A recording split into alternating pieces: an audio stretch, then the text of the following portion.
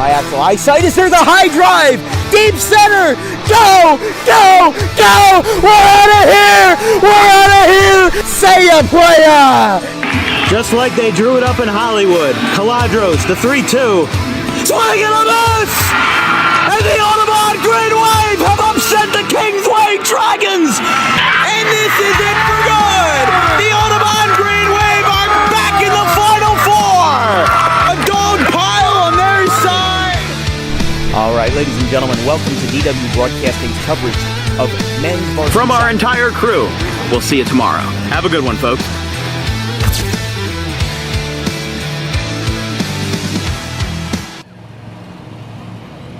All right, ladies and gentlemen, well, I don't know what to tell you. Gloucester Catholic 17-0 going into the quarterfinals of the Diamond Classic. And the team that is trying to repeat a championship this year is running into the highest seed that they've covered all tournament. That's number 9 in the Rancocas Valley Red Devils of East Hampton, right here from Joe Barth Field in Brooklawn. We've got a good game on the way. It's a beautiful day, 83 degrees, a couple clouds, but really no rain. We really thought that today and tomorrow were going to be washouts, but Mother Nature has blessed the Diamond Classic and given us some beautiful baseball for the next 24 hours. Now, we do have more Diamond Classic baseball to come. Tomorrow, we'll be at Cherry Hill West for coverage of their Diamond Classic quarterfinal versus Lenape. But today, we're not worried about Lenape. We're not worried about Cherry Hill West because the winner of this game will play them, but not for another couple of days. So the current task right now is Rancocas Valley and Gloucester Catholic. Now, we covered RV earlier in the year. They lost 5-3 to Bridgewater Raritan in the opening game of the season up in Bridgewater. We traveled an hour and a half up the road on a rainy Monday, and we thought, boy, oh boy, this game's not going to be played. But by gone it, they did it, and they played all 7 innings. And Rancocas Valley held their own. They had a rookie pitcher, Matt Garino, pitch pretty well versus Bridgewater. He had a couple hiccups in the first couple of innings, and then he rebounded, and now we get to play ball again. But Rancocas Valley is not bringing Garino out on the mound. Instead, they are bringing out another fellow who's got a familiar name in the East Hampton circles, Matt Hewitt. One of the 5 seniors on this RV roster. He grabs the start.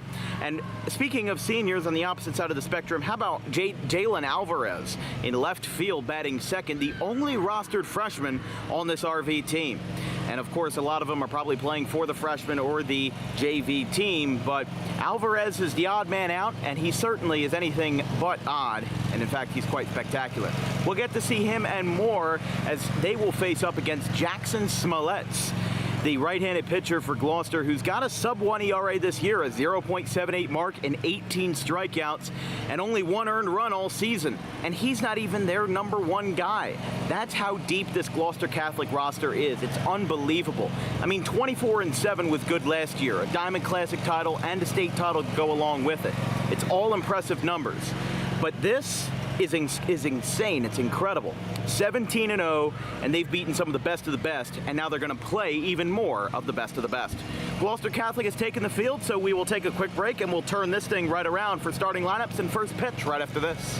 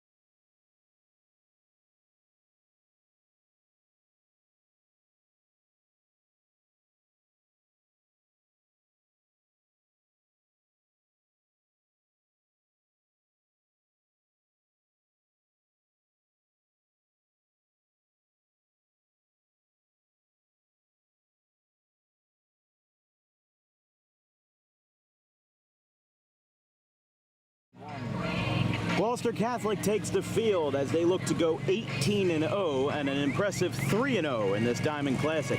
They've beaten some pretty darn good teams to start. They beat Highland in the first round at an 8-5 squeaker, which honestly was making me worried that Highland was going to take that one as the 32 seed, considering how many wild upsets we've seen in the first round. But they took care of them and then made good work of Cedar Creek in round number 2. The man looking to advance Gloucester Catholic to another Final Four in the Diamond Classic is Jackson Smolitz. 9 innings pitched this year, a 0.78 ERA, and 18 strikeouts. Only 10 hits allowed the entire season, and across 2 varsity years, only 24 hits allowed in his 2 seasons with 18 2/3 innings pitched. And like we said, he's not even Gloucester Catholic's ace. He's not even the guy that they're going to put on opening day. But he's just that good. Smolitz with a first pitch swing and a miss to the center fielder Jake Bartletta, and we're underway here in the Diamond Classic quarterfinals.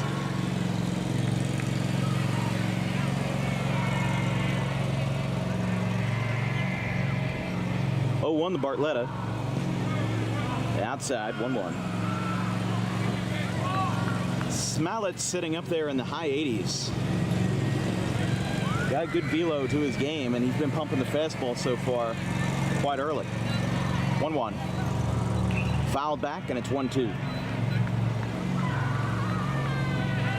Like we said, we covered Rancocas Valley earlier this year on April 1st when they played up north in Bridgewater in an out-of-conference game versus Bridgewater Raritan, but that was really one of their only smudges and bumps in the road on the season. They then went on to win 5 in a row before losing 7-1 to the reigning sectional champs Seneca. As they're going to say he went around, and Bartletta is down on strikes, 1 away. This brings up Alvarez. Let's take a look at that Rancocas Valley starting 9, brought to you by Tommy D's Home Improvement.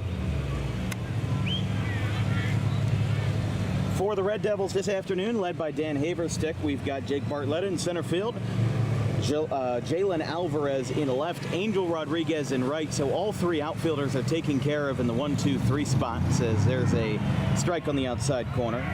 Carter Kleschik takes first base, and at the DH spot, Austin Wright. Batting 6th, another one of those seniors, Michael Tudorice. Henry Adams at short, Elijah Vaillant behind the plate, and Dom Gomez rounding us out at second for RV. Swing and a miss, 0-2.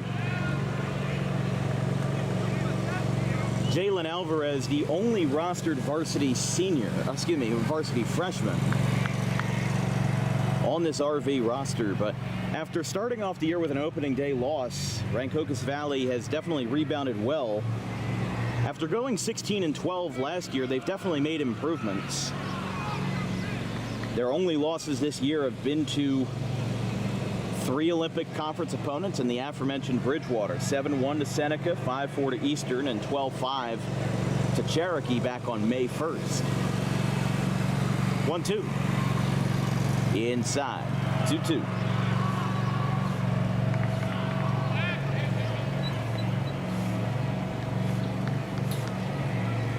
Alvarez in his rookie season batting a very impressive .394, so he has certainly earned that number 2 spot as a class of 27.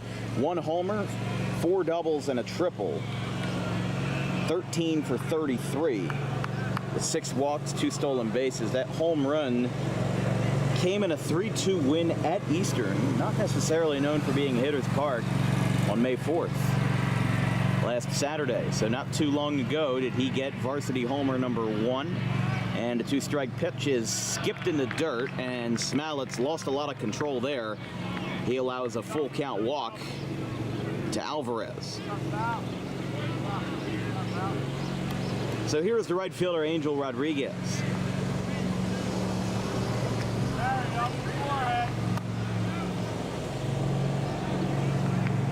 A strikeout and a walk have gotten us started here for RV. As the senior Rodriguez digs in. A career .281 hitter, but he stepped it up for a .360 average with a .420 slugging percentage in 2024. Also a member of the First Varsity Home Run Club. He had his this year versus Northern Burlington in an out-of-conference 13-8 win. 18 for 50 this year. All singles except for that one homer. 17 walks and 3 stolen bases. 1-0, fouled back, just got behind it. And it's 1-1. Good crowd on hand here for the Diamond Classic quarterfinal. As we said, the winner of this game will play the winner of Lenape and Cherry Hill West. That game is being played tomorrow at 3:45, and we will also be covering that game. So whatever semifinal matchup, whatever mix and match happens a couple days in the future, we will have covered all 4 teams involved in it. That one was outside.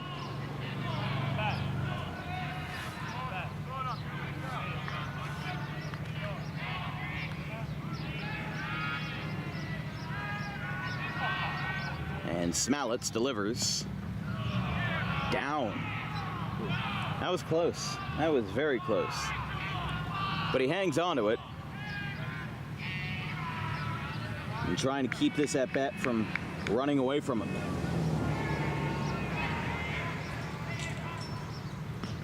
That ball is outside, and Smallets in a little bit of trouble here. Ball 4. Well, Smallets had only allowed 1 walk in his 9 varsity innings this year. That 1 walk was versus Steinert on the 29th, and he's only allowed 7 high school walks across 2 seasons, but he just allowed walks number 2 and 3, as now GC's pitching coach is going to come out here and have a discussion. This is his 5th appearance of the year for Jackson Smallets, and this is his 5th non-conference appearance this year.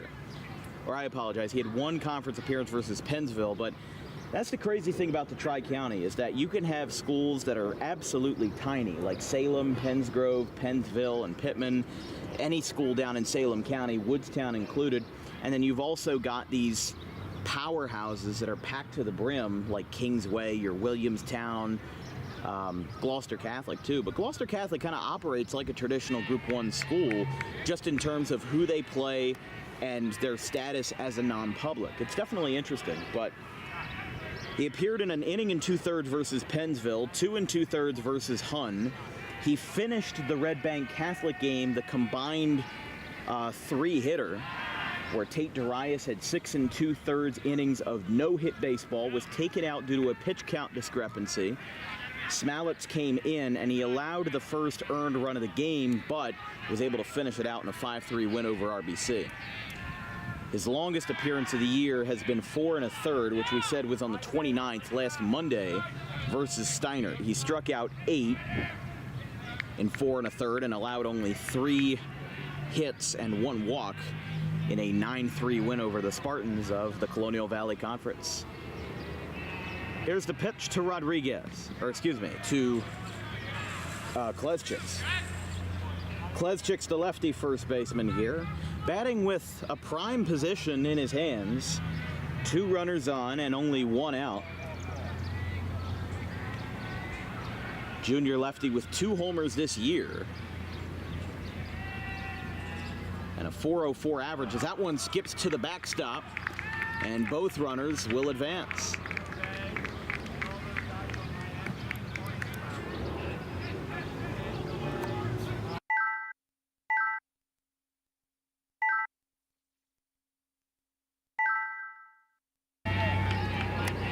So now both runners are in scoring position for the Red Devils, as they're going to look to strike first and try to spark a fire under the belly of the Red Devils. There's a swing and a miss, and Kleszczyk's got 2 strikes against him. 1 ball, 2 strikes to Kleszczyk's, the first baseman here for Haverstick's Red Devils, as the DH Austin Wright waits in the wings in the 5th spot of the order. Smallets delivers. That one's high. Got a couple of radar guns behind the plate. Not sure who they're affiliated with, but could be some colleges looking at the uncommitted right-hander. You know, Gloucester Catholic has their fair share of college commits. We saw Tate Darius on Saturday the 20th versus Red Bank Catholic. He is a future Miami Hurricane. As there's a swing and a miss. That one sends the batter spiraling into a hurricane, and there's 2 away. This brings up Austin Wright. The first three for Gloucester Catholic in the bottom of the first is going to be Jason Bogart at second base, Jake Terranova in center, and the DH, Jack Mastero, batting third.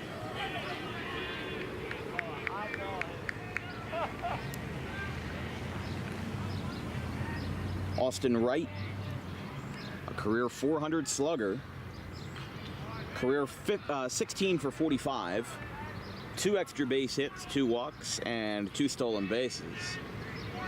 No career home runs, but Rancocas Valley, they've had a wild ride this year. As we said, you know, they've had a couple, they really have not had a cold streak all year. They have never lost consecutive games in a row, only losing one here and there. And in fact, between every loss this year have been 3 wins.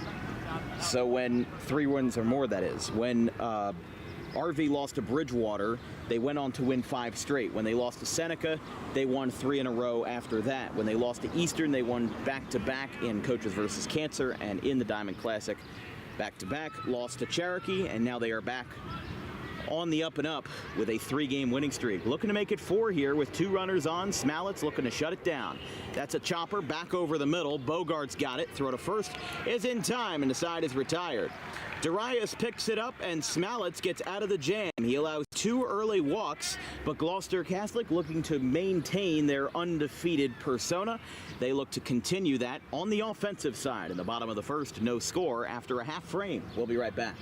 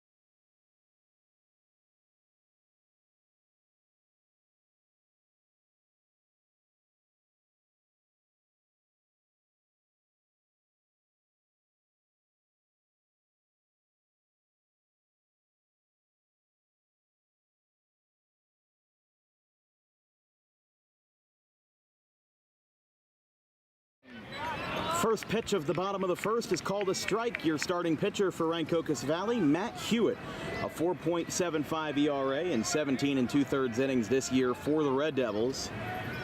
12 earned runs, 15 walks, and 21 strikeouts. As there's a called strike to Joey Bogart. Jason Bogart, excuse me. And it's 0-2 very quickly.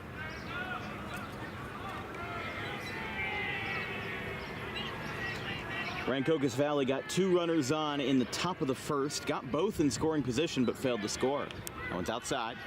1-2.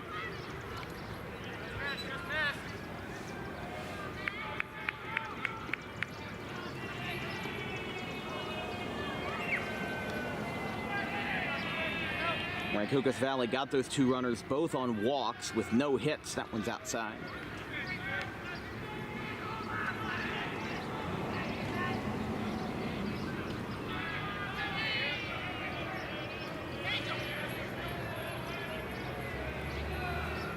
2-2.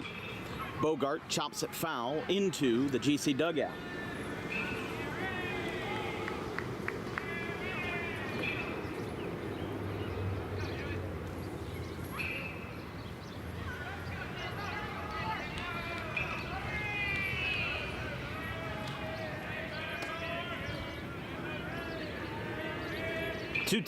Bogart takes outside. I'm really not one to judge just because we're not at a straight-on angle. So, definitely, looks close, but goes to the benefit of the batter. As the second baseman Bogart has worked the count full, chops this one past the third base line into left field. That's going to drop in front of Alvarez. It stops in the grass, and stopping it first is Bogart. He's got a leadoff single here for Gloucester Catholic, and he gets the offense started now for Jake Terranova. Let's take a look at that GC starting lineup brought to you by Tommy D's Home Improvement.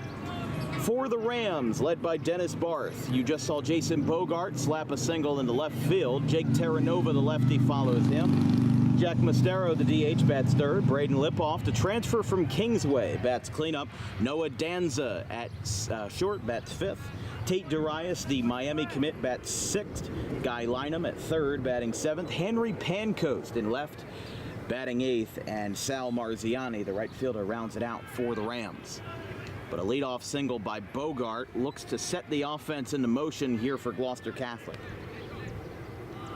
That's a bunt by Terranova, goes out to third, throw beats him by a step, but the sack is successful. Why would you throw it in the left field?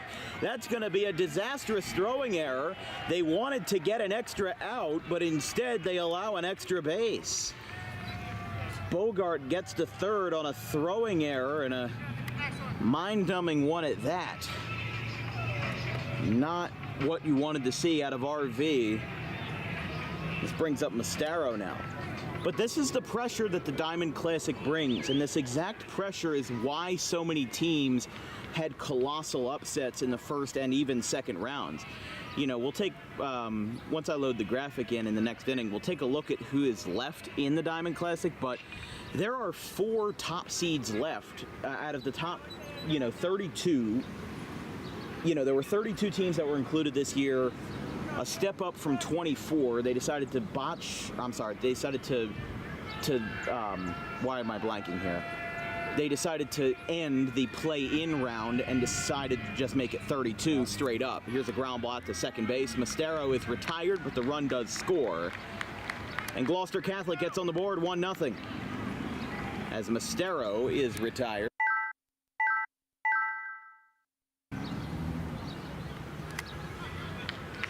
And now here's Braden Lipoff. So already 4 batters across in the inning as a single, a sacrifice bunt, and a ground out have set us up in a 1-0 GC lead. Here's the pitch. Strike called, 0-1. So they decided to just make it 32 straight up, but even then we saw so many unusual and just straight up wild Diamond Classic scores. I mean, even the number 1 seed Gloucester Catholic didn't, get by. You would have thought it was like a March Madness mid-major game where number 1 seed takes the ball and runs away with it and you go home early, but that was not the case here. I mean, they won 8-5, but Highland led at a decent portion of the ball game.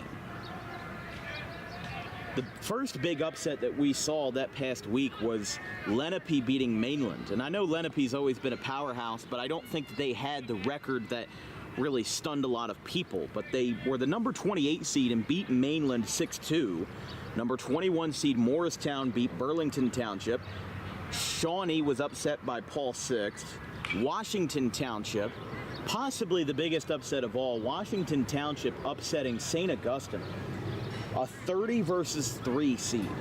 Never thought I would see it, but a 17-5 final. They scored 9 runs in the 6th to win it in Mercy Rule. Audubon upset Bishop Eustace. Northern Burlington upset Cherokee. That was a game that we covered. And a ground ball out to third. This will retire the side as a 5-3 ground out, taking care of business. And Gloucester Catholic only needs 4 batters to drive across a run. An RBI ground out off the bat of Jack Mastero puts the Rams on the board, but not by a lot. They're up 1-0 after 1.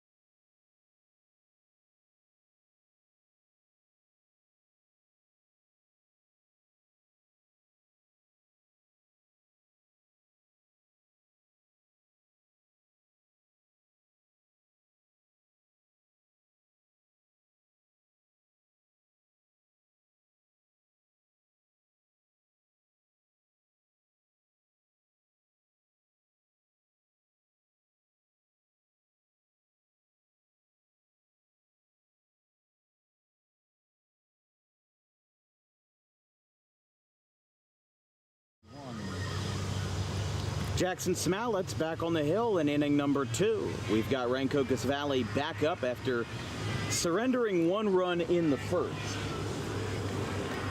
An RBI ground out off the bat of Mastero got the offense in motion for Gloucester Catholic, but nothing since. As this will bring up the number 6 hitter Mike Tudorites. One of 5 seniors on this RV roster. Matt Hewitt, the starting pitcher, is one of them. Andrew Meyer, Angel Rodriguez, Tudorites, and Viant, the other 4. As that's going to be a base hit. RV's first drops into shallow right field, and Tudorites has a base hit to get us started with a leadoff knock in the second.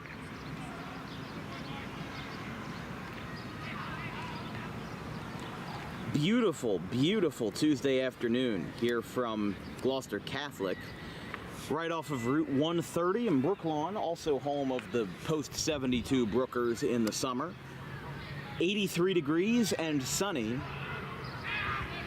We really thought it was going to be a washout. It said there was about a 40% chance of rain, and now a bunt. That one goes down the first base line. It's going to be foul. Good catch there by Darius to let that one hold until he needed to.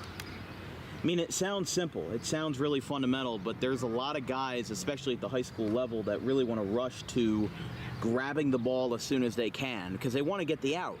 But sometimes you got to be patient, and you got to tell yourself, okay, we got to just work through it. And Smalit's is being taken out. He threw 4 1/3 versus Steiner, and they are making an early pull. Smalit's is done after just an inning and a third. He allowed 1 hit, and that was it.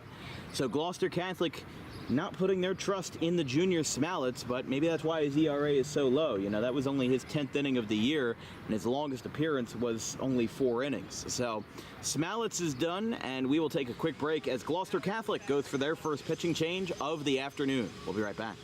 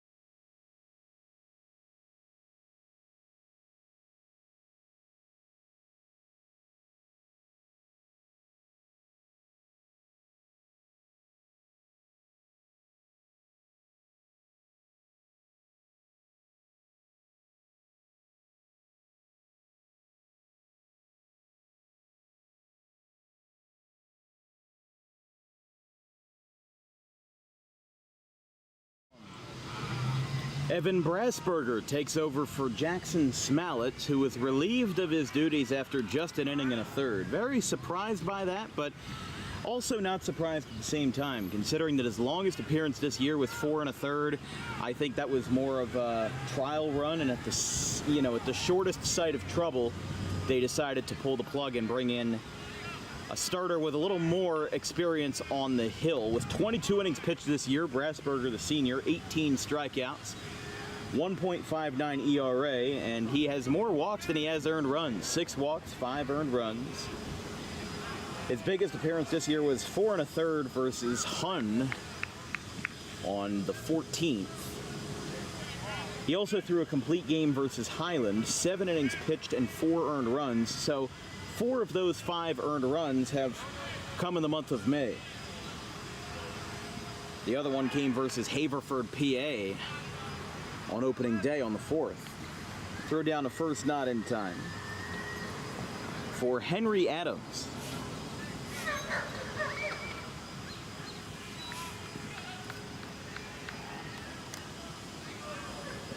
So after Tudorice got the base hit, still no outs, but they're going to try to get the ball back in play, which they do. Here comes the throw by Darius. It skips away.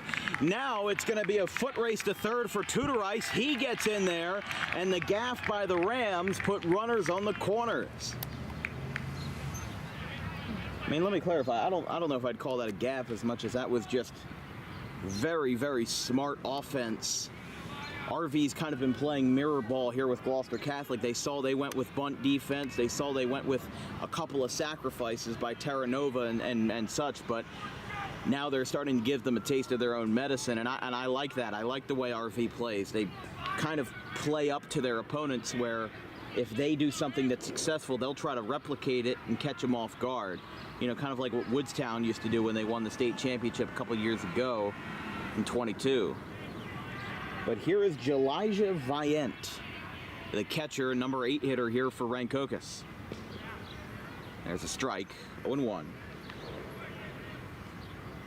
Viant, the senior, also doubling as an outfielder, went 0 for 5 in his first 2 varsity seasons, but is now up that to 10 for 40 with 11 RBIs, 4 walks, and a .250 average with a .325 slugging percentage. Brasburger, oh, look at the fake! He got him at third! Or no, hold on. I'm sorry. The move was so good, I didn't think he could be safe. Wow.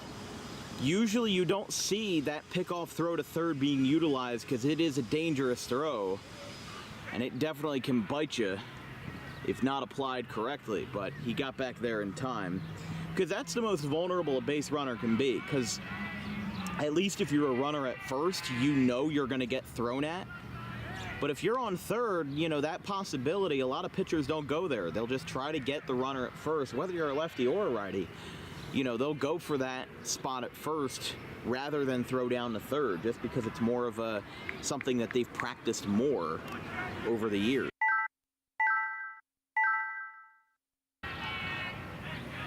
Two strikes against Viant.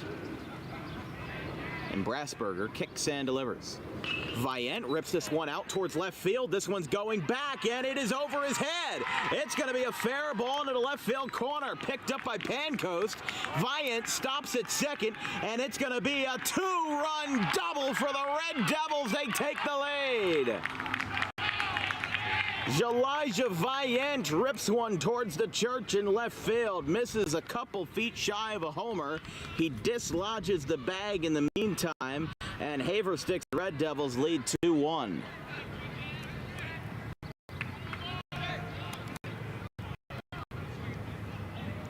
That is exactly what you needed against this Gloucester Catholic team. You knew you had to pounce early. You had a missed opportunity with 2 runners on in the first, and now you've got a chance to not only, now that you've taken the lead, you've got a chance to extend it. And that's what's going to matter here in the long run, is who can have the better runs, basically. You know, this very well could be a back and forth battle. You know, it might go down to who has it in the last inning. Might not be very set in stone, but here is Gomez. Dom Gomez, the second baseman and 9-hitter here, bunts. Gets it in, fair play. Now he throws from the seat of his pants, and it's a mile high. The gaffes continue again. Viant scores. Throw down to second, not in time. A two-base error with Gomez at the dish.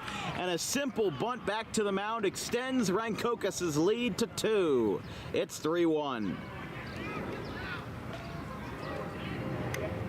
Well, I have not seen Gloucester Catholic's defense have this much of a disconnect.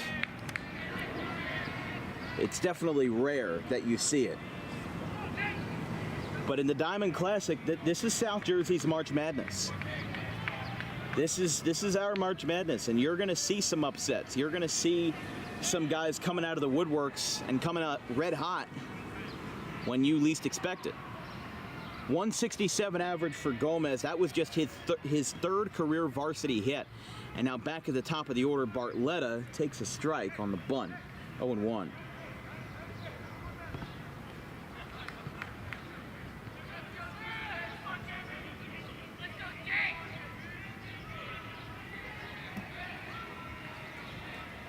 Rancocas Valley. They've put up 3 alone in this inning. And have really showed no signs of stopping. Swing and a miss.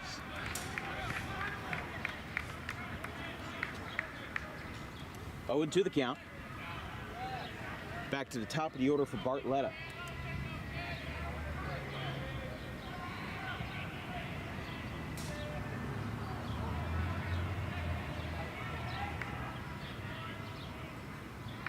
And time is called here.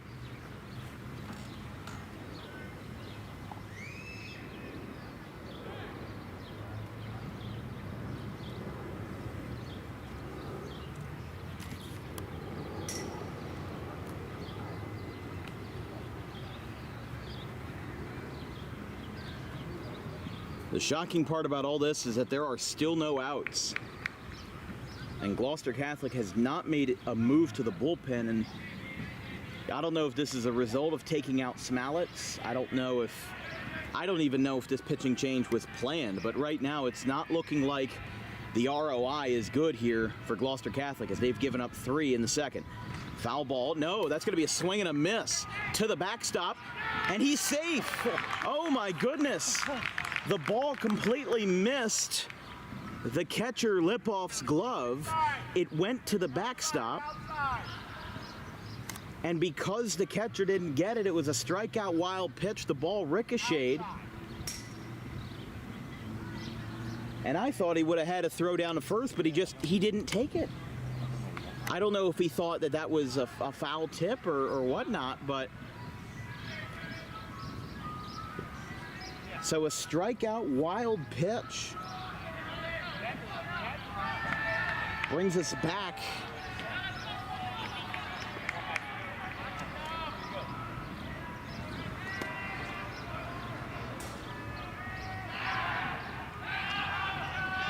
Throw down to first, not in time.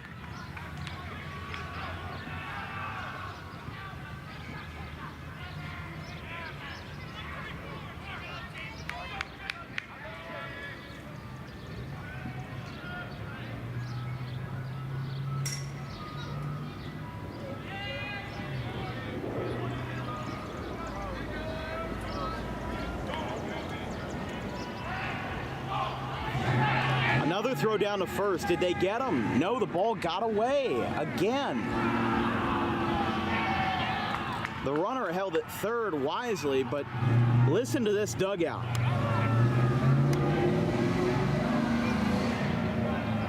Well, we would listen to it if the motorcycle wasn't overpowering us, but listen to them now. They are wild. They are loving this right now, and they are trying to keep it going here with nobody out. The pitch to Alvarez, fouled straight back towards the press box.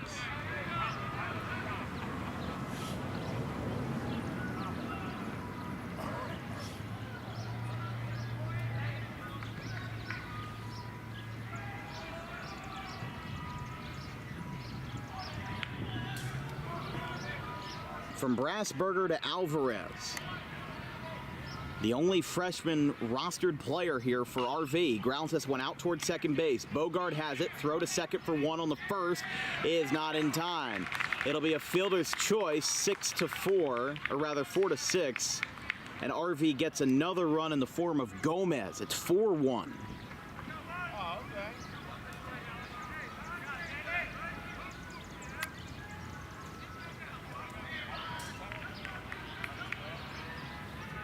And that is the first out of the inning, funny enough. So now it goes to the lefty Rodriguez.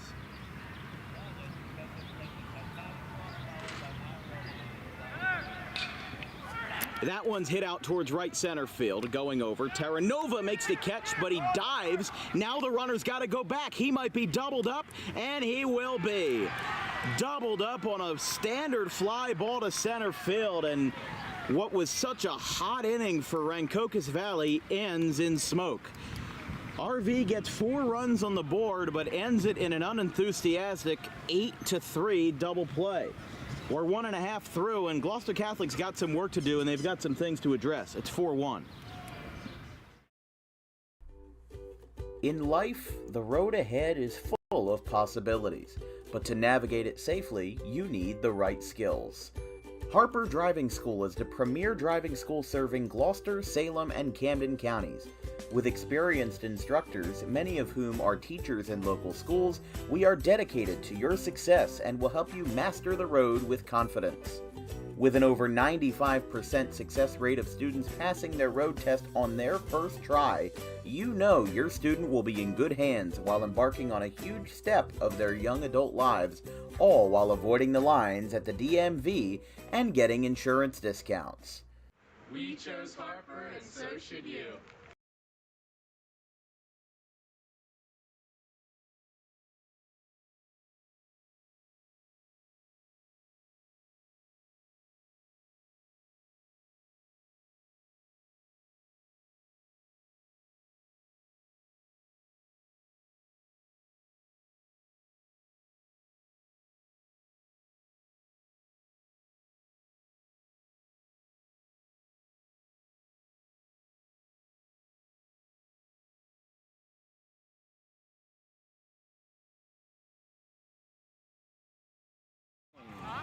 Hewitt back on the hill for the second, and my goodness, what an inning that was.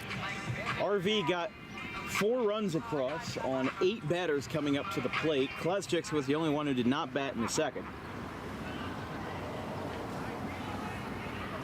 As now we'll get started with Danza.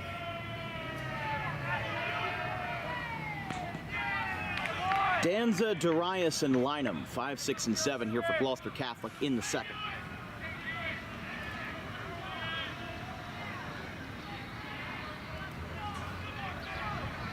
Hewitt delivers. Strike called.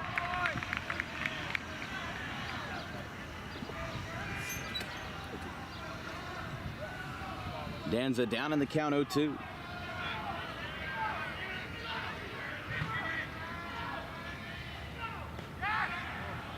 Oh, outside corner. 1-2. With the two-way phenom and Miami commit Tate Darius on deck. Ground ball foul. Still 1-2.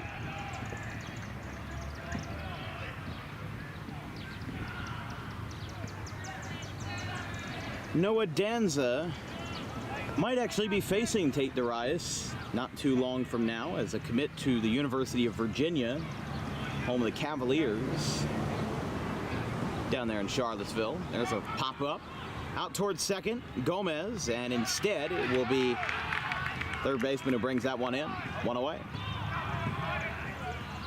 I thought Gomez had that one pretty easily, but decided that Darius had a better angle on it. This brings up Darius now.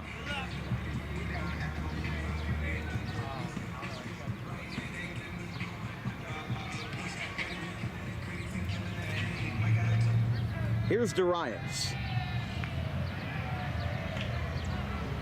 Not too many in the state of New Jersey can say that they've got a better stat line than Tate Darius, as there's a strike called. Darius with a .345 career average, 1 homer in his 3 varsity seasons, but this year 22 for 52, 14 RBIs, and a .519 slugging percentage. As he hits this one out towards right field, going over, that's going to drop for a base hit. So Darius does get a knock to get the offense started in the second, as this brings up Lynam. But not only does he have a .423 average at the plate, he's also got a 0.48 ERA on the mound. Now, he is going to Miami as a pitcher, but just 2 earned runs in 29 innings. I mean, that's 1999 Pedro Martinez stuff right there. But here's the lefty Lynam.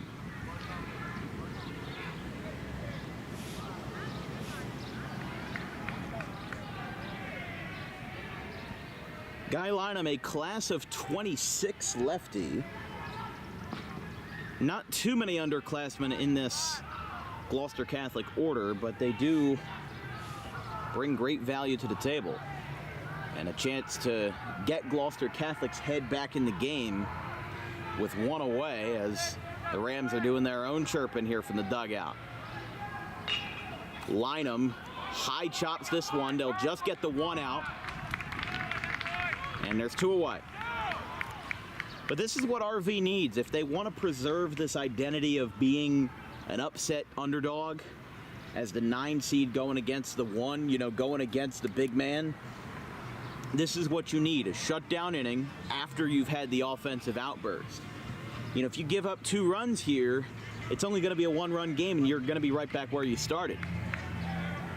So RV just kind of needs to get this shutdown inning to kind of put their confidence on cloud 9 and try to get them riding into the middle innings ahead and confident.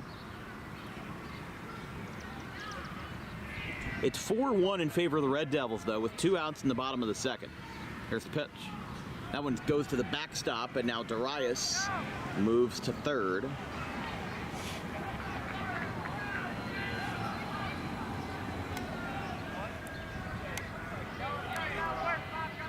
Lynam, the left fielder today here for Gloucester Catholic. And the 7th man in the order for Dennis Barth and his Rams. Here's the pitch.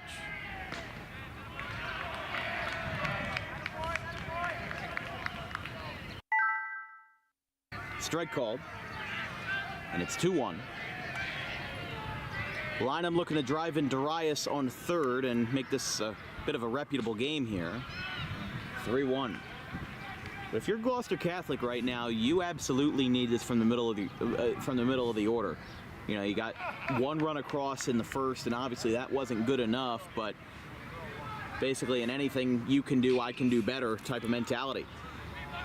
Nice throw from second base to retire the side. Lynam is retired, and Rancocas Valley strands a runner. They are up 3 after 2 frames. Not something we had on our bingo cards, but the Red Devils lead after 2.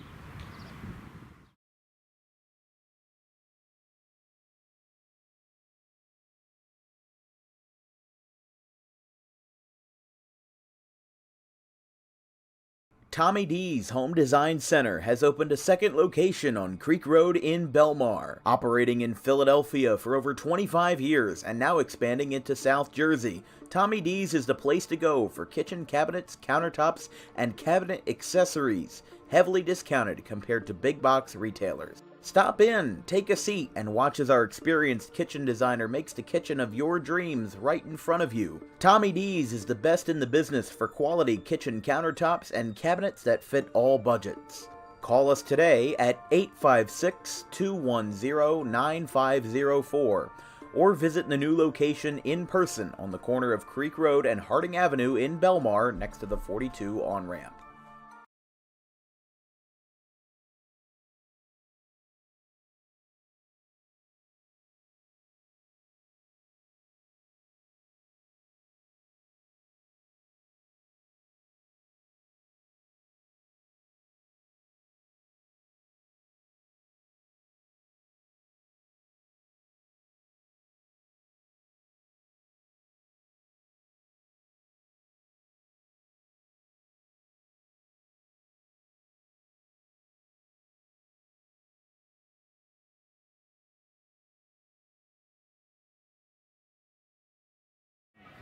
Welcome back to Brooklawn. Rancocas Valley has taken over the place, and they lead 4-1 after 2 frames. First pitch is fouled.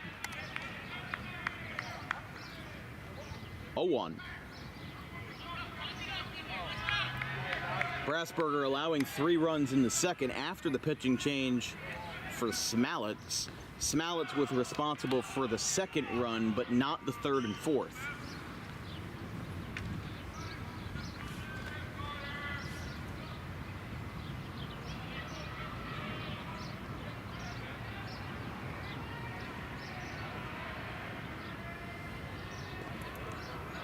Brassberger kicks and delivers.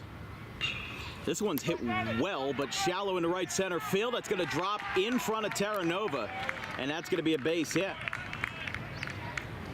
So Klezchik's the only man not to bat in the second, starts off the third, getting his due time with a base hit in the right center field.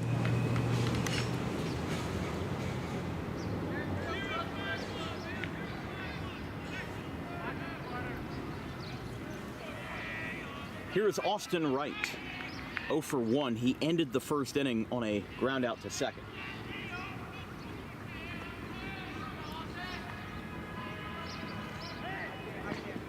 Bunt, they went to throw behind the runner, but no good there.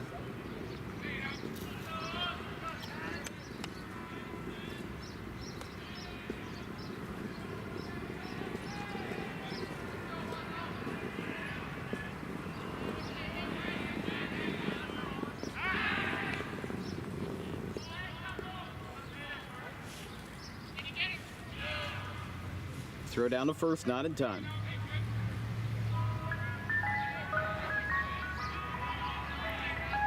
Might as well get Mr. Softy on a beautiful day like this. I mean, I've seen him come out a couple times when it's 50 degrees outside and it's like 8 o'clock, and I'm just like, no.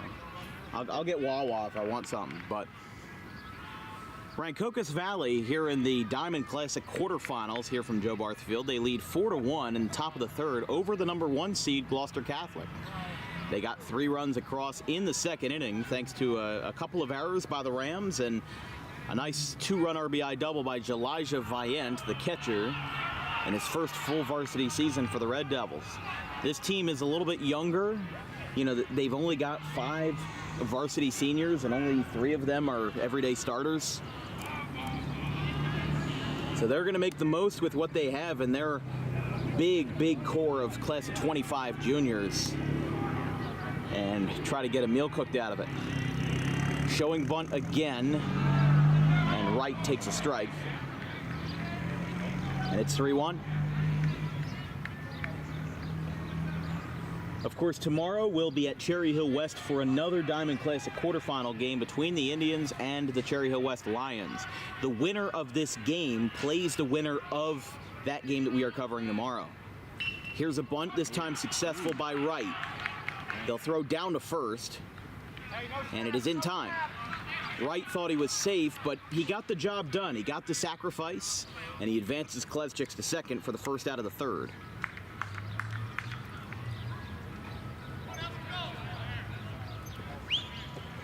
So here is Michael Tutorice. Here in the top of the third, this broadcast is brought to you by Garden State Pet Center. Keep your pet happy and healthy today with the most organic food products available in South Jersey. Visit today 7 days a week at 226 South Whitehorse Pike in Audubon, or visit online anytime at exoticpetsnj.com. That one goes to the backstop, and going to third uncontested is Klezchik's.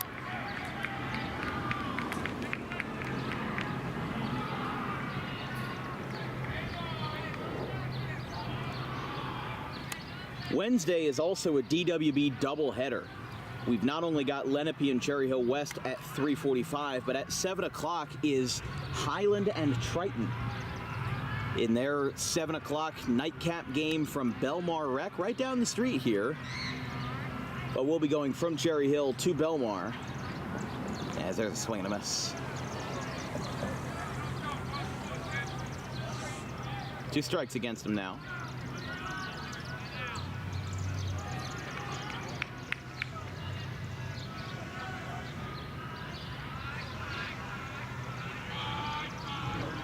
Brassberger looks over at third and delivers.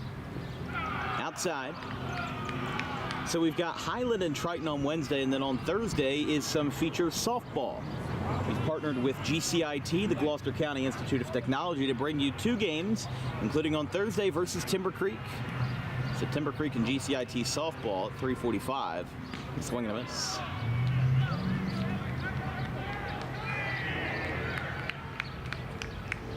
(3-2) now. Oh, 2-2, my bad. Gloucester Catholic to get here beat Highland 7-4, and in the second round shut out Cedar Creek 10-0. But they've been at home for every game this series, and they will be at home for every Diamond Classic game if they make it all the way to the finals, as they're strike 3. The only exception, of course, will be the final game, the championship round, which will be held at Alcyon Park in Pittman. Strike 3 called on the outside corner to Tudorice, and there's 2 away. So here's the shortstop, Henry Adams.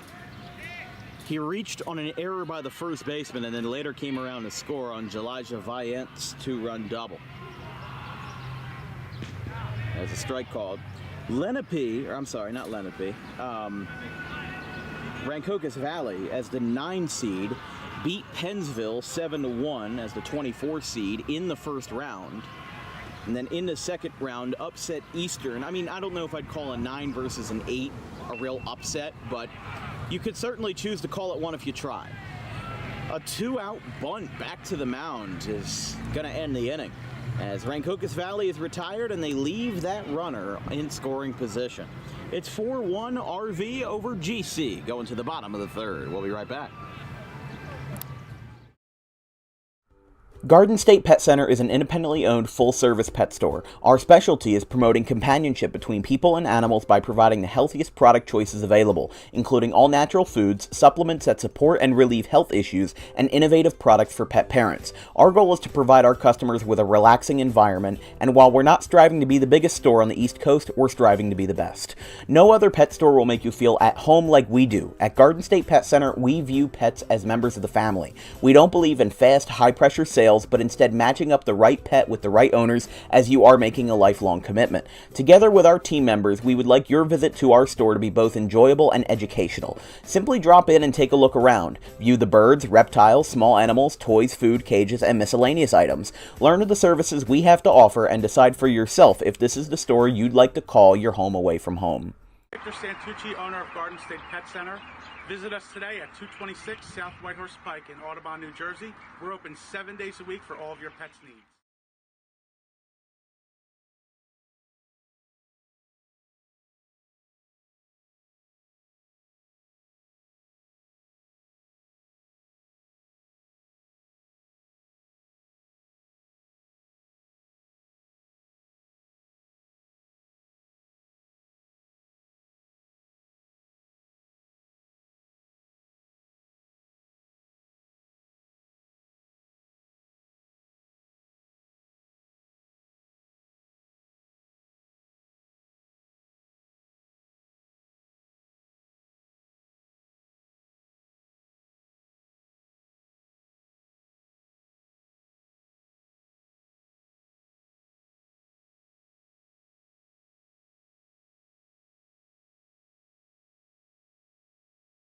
Hitter for the Rams. It'll be 9-1-2. Marziani, Bogart, and Terranova in the third. First pitch from Hewitt is a strike, 0-1.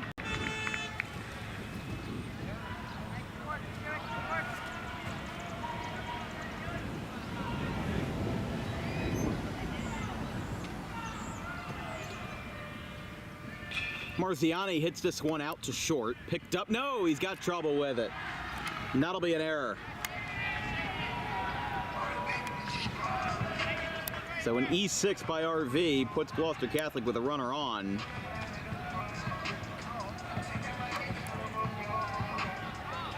As we go back to the top for Jason Bogart.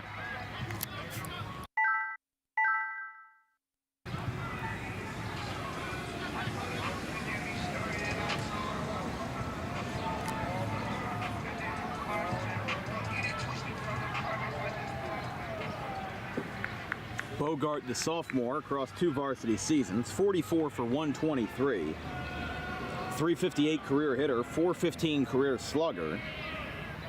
This year, 17 for 54, 10 RBIs with 3 doubles, 10 walks, and 9 stolen bases, 19 swiped bags in his career, including 3 versus Pennsville on the 11th. Here's the pitch. Outside, 1-1. Rancocas Valley went down in order in the top of the 3rd. They got a single, but then really nothing else out of that. And didn't really have much of a fire there. But I mean, you know, look, after their 4-run inning, it's quite darn impressive. There's a fly ball to center field caught by Bartletta. And there's one away. This will bring up the lefty Terranova.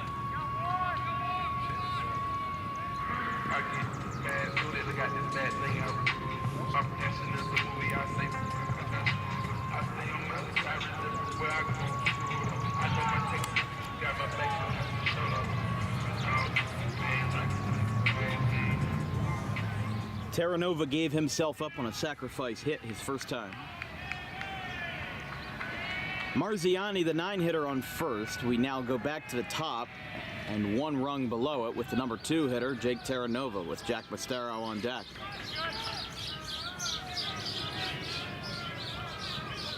Here in the bottom of the 3rd, you're watching coverage of the 50th Annual Diamond Classic right here on Dan Wilkins Broadcasting. If you have any questions or comments about today's broadcast, drop me a line at thedanwilkinsshow@gmail.com. All of our social medias, including our email and our Venmo as well, are listed in the description of this YouTube video. As an 18-year-old small business owner, I appreciate any contributions that come our way. It helps go towards my college fund and towards our equipment. Helps us upgrade everything, repair stuff, and helps make sure that we're able to cover any and all South Jersey athletics. Strike called to Terranova. And it's 2-1. On deck is Mastero, who grounded out 3 unassisted his first time. Rancocas Valley playing pretty deep, if that's what you call the definition of deep here at Joe Barth. They're going to throw back to second, and they get the out. Side retired. How about that? Terranova is going to ground out into a 3-4 double play. An excellent show of excellency on defense there by Rancocas as they have another shutdown inning. This is exactly what you want if you want an upset in your hands. Red Devils lead 4-1 after 3.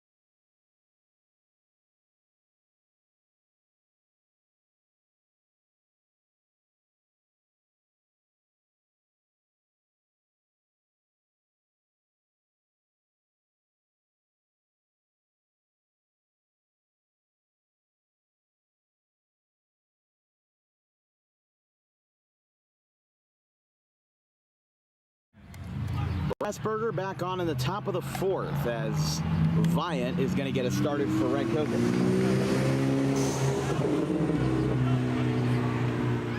It'll be Viant, Gomez, and Bartletta. 8, 9, and 1 for the Red Devils as they lead 4-1 in the top of the fourth. It's time for DWB Trivia Time right after this pitch to Viant.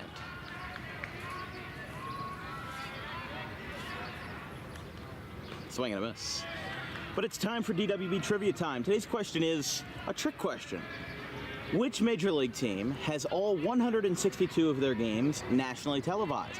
Is it A, the Yankees, B, the Cubs, C, the Blue Jays, or D, the Red Sox? The answer will be revealed in the bottom of the fourth inning.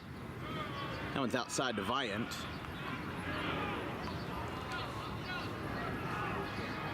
It'll be a little food for thought, but Viant had a 2 RBI double in the top half of the second to kickstart the Rancocas Valley offensive outburst as there's a swing and a miss. Brassberger with strikeout number 3. And now here's Gomez. He also had an RBI of his own after a gaff on a bunt attempt allowed him to get to second.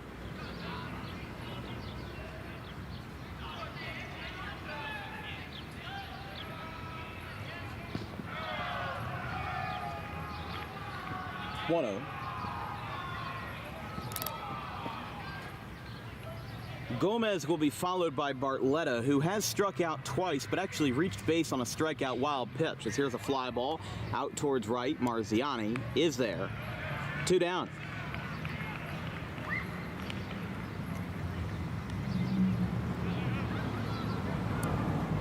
We go back up to the top for Bartletta. As we said, 0 for 2 with 2 strikeouts, but he reached his second time on a strikeout wild pitch.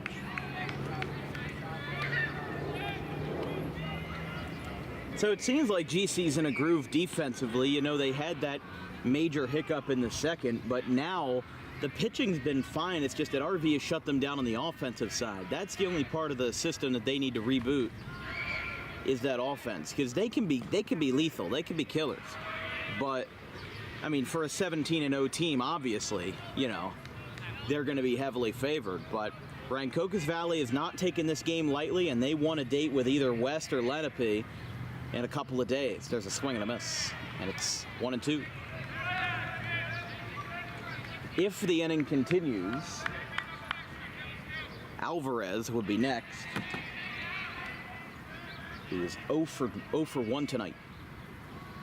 Did he chase? Appeal to first, says yes. And he's going to have to tag him, which he does, and the side is retired. Bartletta disagrees with the call, but he'll move on. We go to the bottom of the fourth. Gloucester Catholic still trailing by 3 here in the Diamond Classic quarterfinal.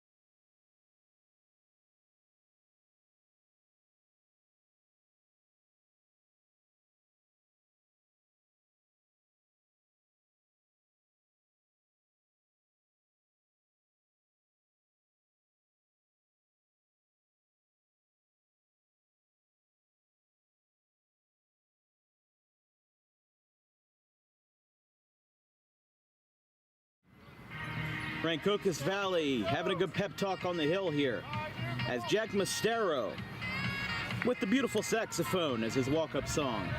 He bats here for the second time with the outfield playing very deep here at Joe Barth Field.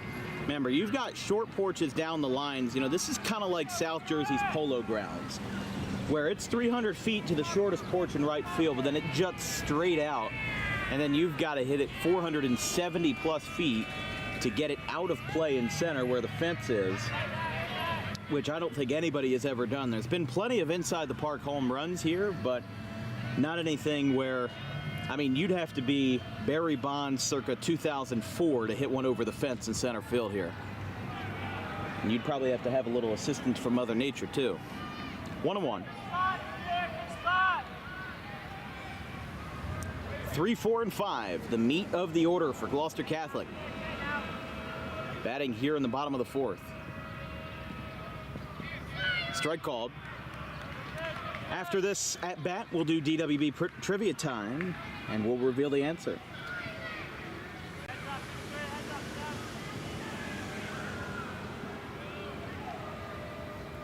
The delivery and a high chopper out towards second base. Gomez is there. Throw across in time.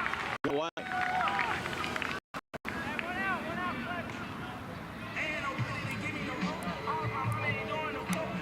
All right, so Mestero is retired, and it's time for DWB trivia time. Today's question is, here's a little trick question. Which Major League Baseball team only has nationally televised games? All 162 of them are nationally televised. Is it A, the Yankees, B, the Cubs, C, the Blue Jays, or D, the Red Sox? Vince, you got a guess? I got this one, Blue Jays. It is correct, the Toronto Blue Jays. And do you know the reason why? I do not know the reason why. So I'll tell you why. So it is the Blue Jays, but all of their games are broadcasted on Sportsnet, which is a national Canadian network. It would kind of be like if the Phillies had every game broadcasted on ESPN. It's like their version of ESPN.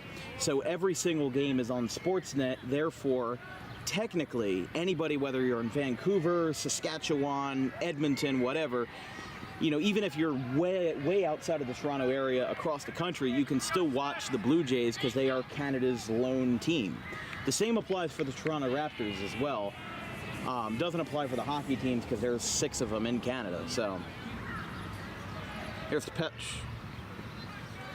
Down to the catcher Lipoff. The transfer from Kingsway.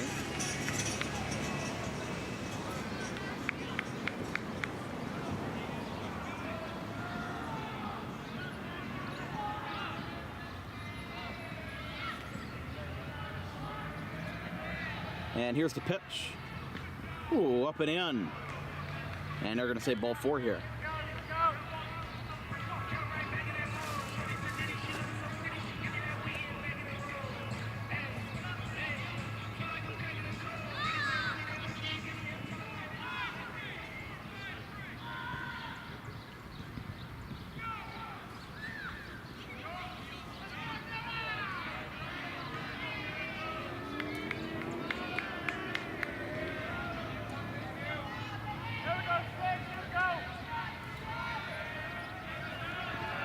Gloucester Catholic has put a man on base in every inning so far this afternoon. However, they've only scored 1 run. I mean, I'm going to be honest. I'm going to be deadpan here. When I thought that, you know, they got that 1 run across in the first, I thought it was going to kind of be a domino effect where Gloucester Catholic would score a couple runs here, a couple runs there.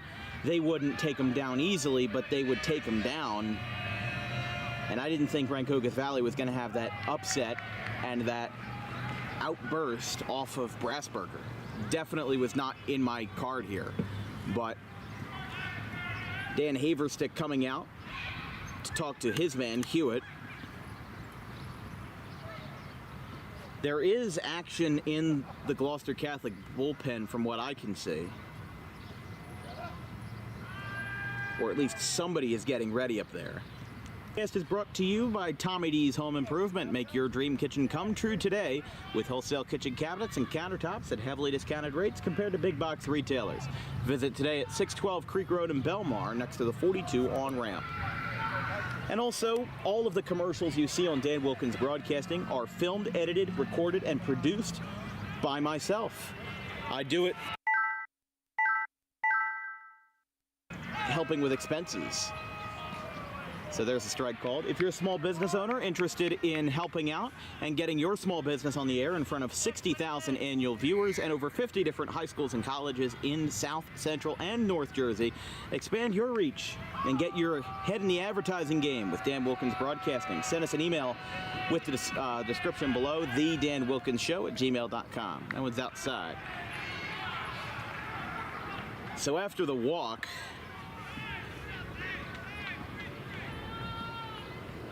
that now brings up Danza, the shortstop. Followed up by the first baseman, Darius, here, as RV has seen their first sight of trouble since the first.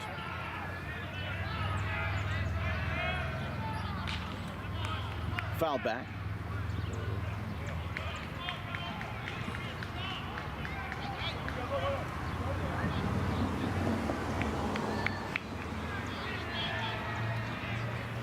Danza 0 for 1. He popped out to third his first time.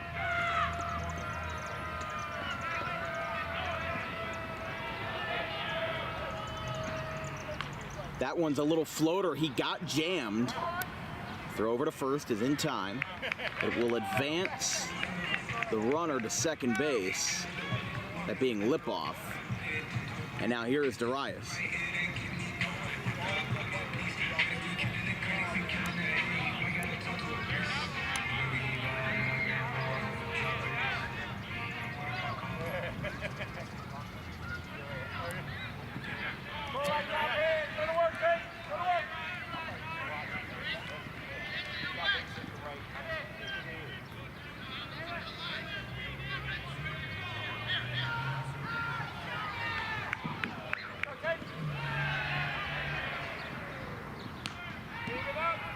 That's high.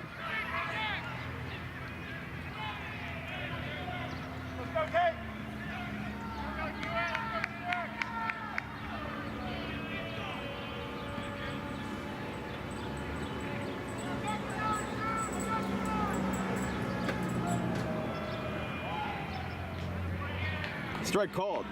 1-1.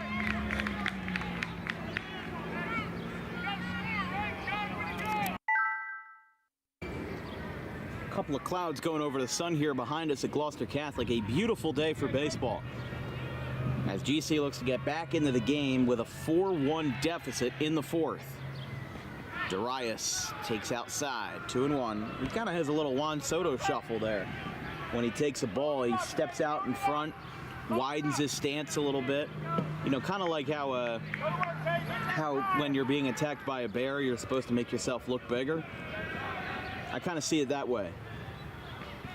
He steps in front a little bit. Not as exaggerated as Soto's shuffle is, which can get a little annoying at times. You know, it makes it look like you're showing up the guy. But Darius isn't doing that to show anybody up. He's just doing it to stick with his routine. And he does a good job at it. I mean, hey, if I was committed to Miami, I wouldn't have any complaints either. Runner on second here for Gloucester Catholic. The pitch, ground ball, third base side, picked up, and that is a foul ball. Here we go, Tate. Don't let him in.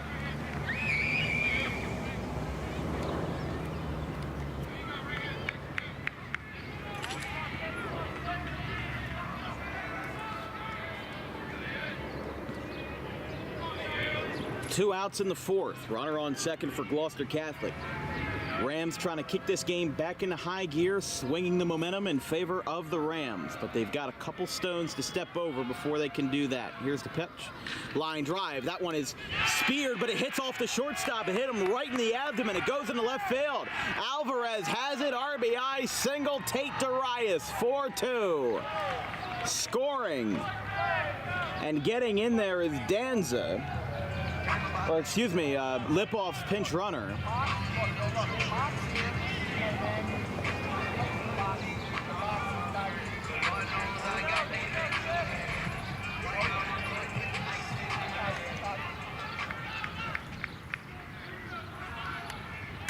And it's 4-2. Tying run in the blink of an eye comes up to the bat here. As Lynham, he got called for a balk. And that advances Darius to second base, and an automatic ball is charged, 1-0.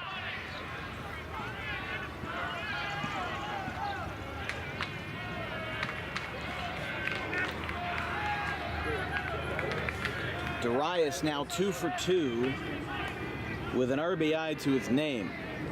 Lineham, Rockets went out towards left. Alvarez is there. He almost missed step, but he made the play, and the side is retired. Rancocas Valley hanging on to this upset bid by the skin of their teeth. It's 4-1 RV, or excuse me, now 4-2 after the RBI single by Darius. We're through 4 here in Brooklawn.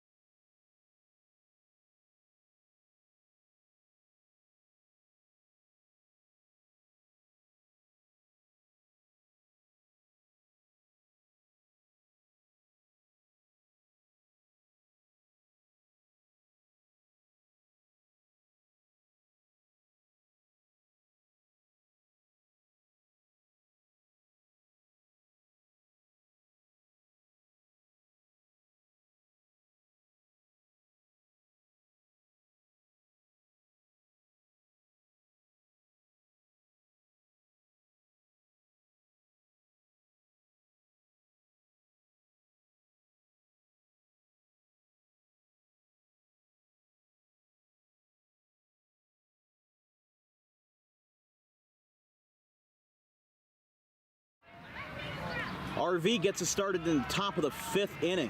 This broadcast is brought to you by our good folks over at Harper Driving School. Why do over 95% of students pass their driving test with Harper on the first try? Because of Harper Driving School's wonderful 30-plus instructors that are local teachers in the area. Visit today and book an appointment at Suite 4 of the Total Turf Experience in Pittman, right off of Lambs Road. That's a foul ball down the right field line.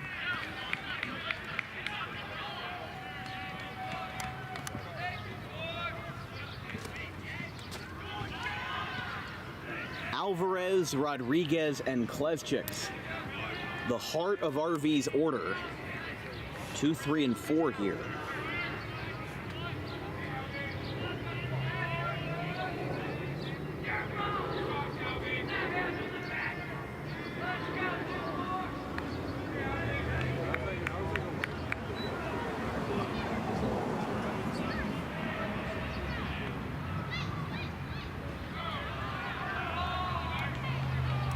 Outside. Let's call the ball there.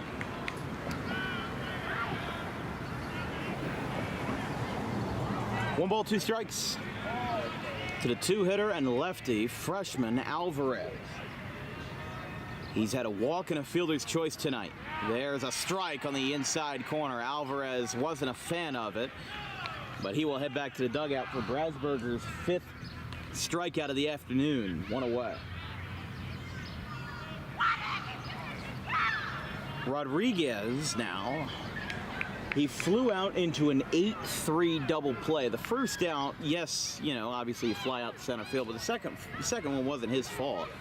It's not like he hit it right to the second baseman, just the runner wasn't paying attention, and that's what happens. Ground ball to second base, Bogart's got it, throw to first, is in time, 2 down.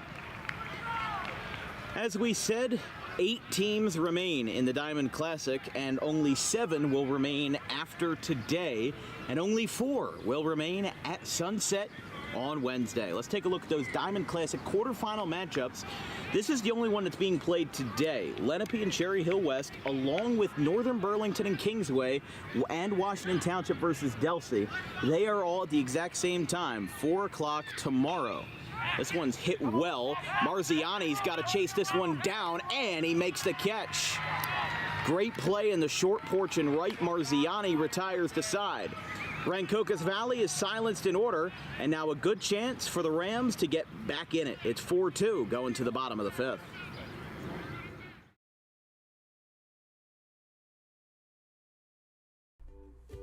In life, the road ahead is full of possibilities, but to navigate it safely, you need the right skills. Harper Driving School is the premier driving school serving Gloucester, Salem, and Camden counties. With experienced instructors, many of whom are teachers in local schools, we are dedicated to your success and will help you master the road with confidence. With an over 95% success rate of students passing their road test on their first try, you know your student will be in good hands while embarking on a huge step of their young adult lives, all while avoiding the lines at the DMV and getting insurance discounts. We chose Harper, and so should you.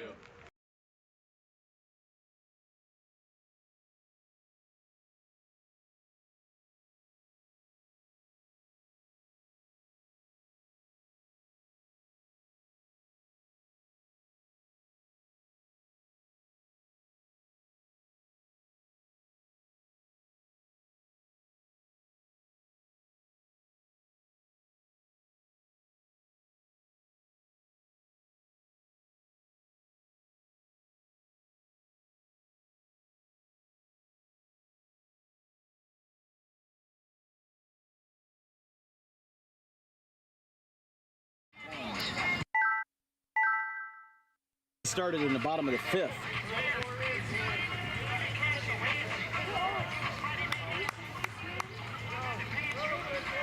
Pancoast gets it started versus Matt Hewitt, who has been really what has held Gloucester Catholic down. Outside, Pancoast. 8-9-1, Pancoast, Marziani, and Bogart.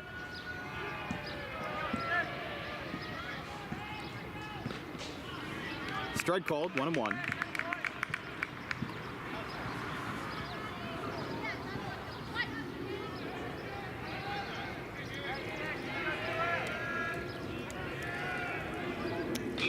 Popped up right field side, going over. This one's going to be towards the wall. He crashes into the wall and does not make the play. Ball just went out of play, and he's not. Oof. That does not feel good. I think he might have jammed something into the fence. You can see he's trying to get back to the position. Now head coach Dan Haverstick coming out to talk with him. You can see he's adjusting something with his pant leg. I think he just ran into the fence, and he's being attended to out here. Head coach came out and ran to right field. RV's athletic trainer is Tammy Osterhout. Not sure if she is here today, but definitely somebody just checking on their right fielder. So Rodriguez remains in the game and obviously gets a little shaken up there. You could tell he's still walking a little gingerly, but I think anybody would be after taking that collision into the fence at high speed. But it's a strike charged against Pancoast. And after the brief delay, we'll try it again. That one is a cricket pitch. Skipped off the catcher's mask and hit the netting above him. Longest 7-inning broadcast we ever had. 3 hours, 19 minutes. And it was 39 degrees. Now this is a lot better. This is more my speed. Ground ball, foul. Of course, this next week is going to be a little uncertain as to how much we can get in. We've got a doubleheader tomorrow, but there's a 35% chance of thunderstorms. Now that is expected to plateau in the morning, right around 6 a.m., and it doesn't look like it's going to rain afternoon, but knowing Jersey weather, that 6 a.m. is going to turn into 9 a.m., and then it's going to turn into noon, and it's probably going to rain in the middle of the day. That's just how Jersey weather works. Everything gets pushed back and back and back and back. Ground ball foul again, and still a two-strike count against Pancoast. 2-2. Thursday is a 50% chance. Friday is a 55% chance. Saturday and Sunday look all right, but it's going to be 86 on Wednesday, and usually when it gets that hot, there's a good chance of storms coming around. And obviously you just worry what it's going to do for the diamond. That one's down.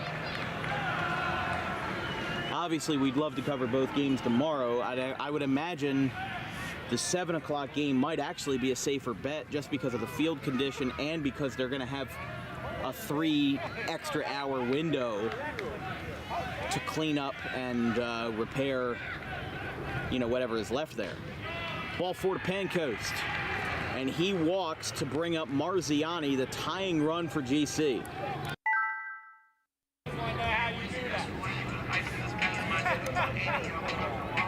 But the doubleheader for tomorrow, if it goes as planned, is Lenape and Cherry Hill West at 3:45, and then Highland versus Triton at 7 o'clock from Belmar Rec.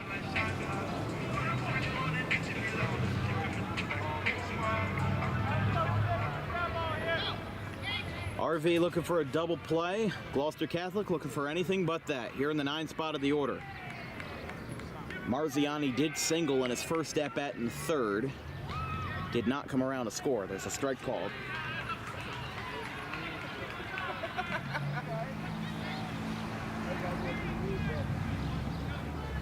With Bogart on deck here. Number 9 hitter up for Gloucester Catholic. They trail 4-2 as there's a throw down to first, not in time. Here in the bottom of the 5th inning, making good pace for ourselves here on this beautiful Tuesday afternoon in the Diamond Classic quarterfinals. The winner of this game plays Lenape and Cherry Hill West, or the winner of that game on Saturday the 11th. There's a bunt foul. RV wants him out. Did he step out of the box? Usually that's a rule you see applied in softball. Haverstick wanted that to be an out call. And the dugout said it too. There was not a single voice that wasn't repeating that in unison.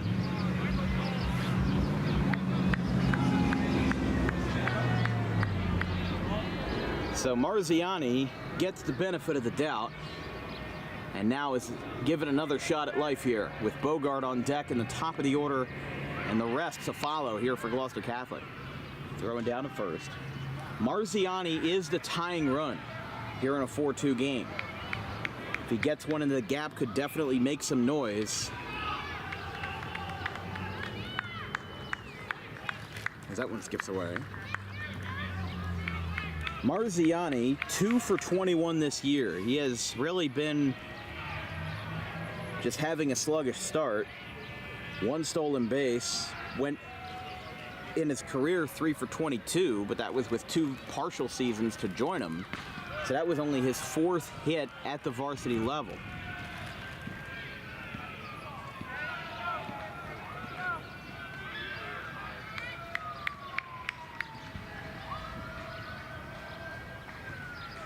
As we said, the other games that we are not covering, Washington Township versus Delsea, and then also Northern Burlington and Kingsway, those will be played at 4 o'clock Wednesday. Swing and a miss by Marziani, and he goes down on strikes. 1 away for Bogart.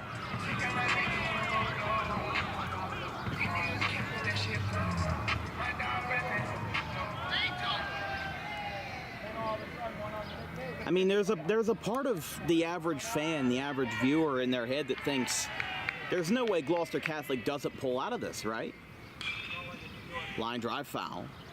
Because the natural mindset is they're 17-0. You know, once you get to win 10, the vibe in the clubhouse starts becoming, we're never going to lose again. Once you get to 17-0, you're running on cloud 9 right there. You know, you are very, very confident in your abilities. So Gloucester Catholic needs to make sure that they stay humble. I mean, you know, Rancocas Valley is no joke. They have turned themselves around and became one of not just a 500 team, but they've gotten even better than that and have become one of the best in the Olympic Conference. The Olympic Conference is the strongest conference in South Jersey. Throw down to first is in time. Sacrifice bunt by Bogart is successful, and that advances Pancoast to second base here. As now this brings up the lefty Terranova for his 3rd at-bat of the night.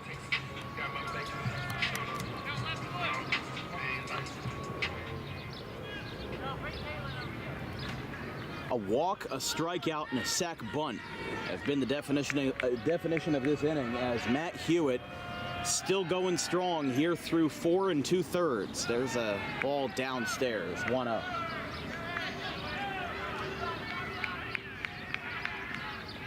Terra Nova 0 for 2. Lined into a double play and also gave himself up on a sacrifice, so he's 0 for 2 tonight. Looking to avoid an 0 for 3. Here's the 1-0. Outside, 2-0. And this is where you can take advantage of RV when they're vulnerable and get yourself back in the game. Because I'll tell you right now, with the way Gloucester Catholic's been playing ever since inning number 2, so that's inning 3, 4, and 5 and onward, they have been lights out. They have had shutdown frame after shutdown frame, and that's going to hit Terra Nova to bring up Mastero.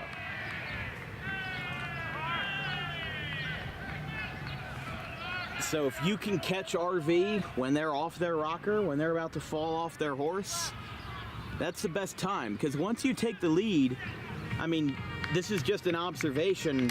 I don't know if they're going to get it back. So you have to fight through thick and thin to get what you want. And now Gloucester Catholic has to go-ahead run up Jack Mastero, as he's going to try to turn this game on its head with 2 runners on. Pancoast with a walk, Terra Nova with a hit by pitch. Here's the first one to Mastero. Strike called, 0-1.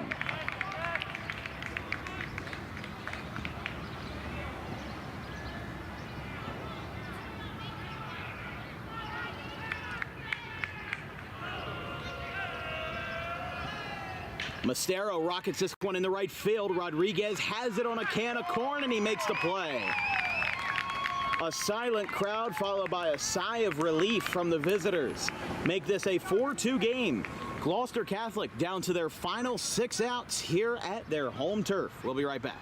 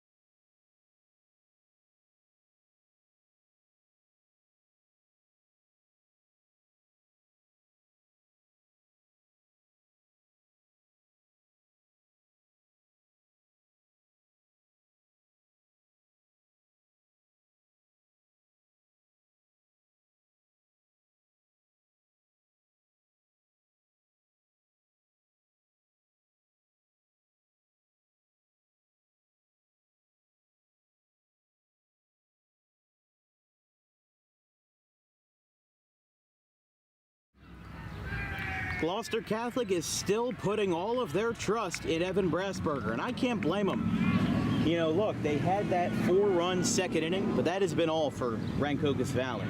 You erase that second inning, and this game is entirely different, and we're talking about domination from Gloucester Catholic. But instead, we're talking about a back-and-forth war of attrition where every team is being able to grasp the jaws of victory, but then just getting snatched from underneath at the last second.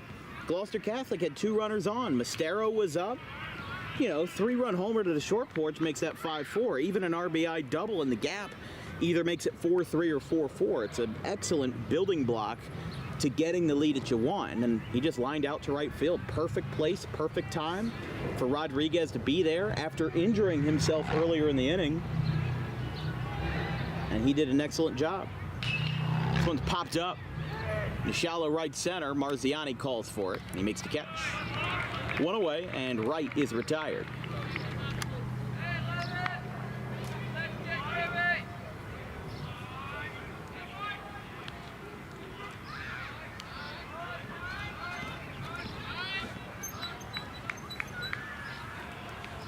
Here's Tudorice.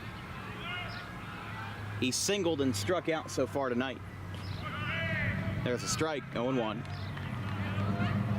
For the remainder of this week after the doubleheader on Thursday, it's Timber Creek and GCIT softball from Sewell on the 9th, and then on the 10th is a nightcap. It's a 7 o'clock game between Paulsboro and Haddon Township from the Rutgers-Camden Complex, with two Colonial Conference teams battling it out from under the lights.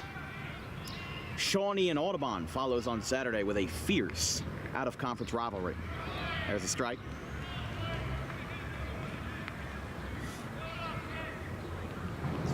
Oh, 1-2. 1-2.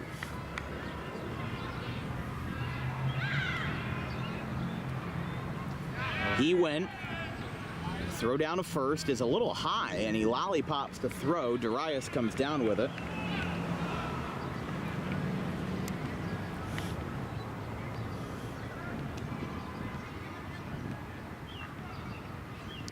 Two away.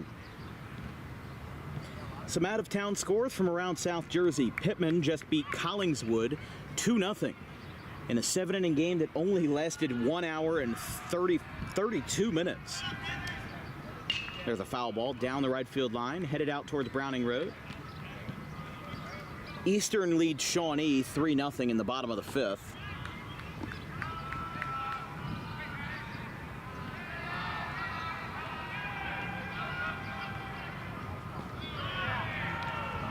That one's down.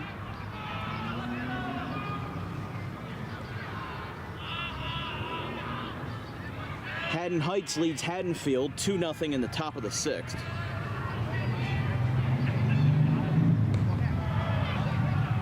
That one misses.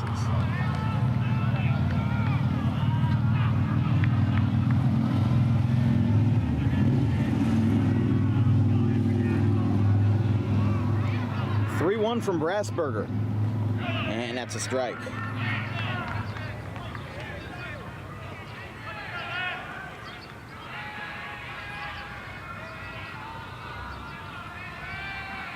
And the pitch.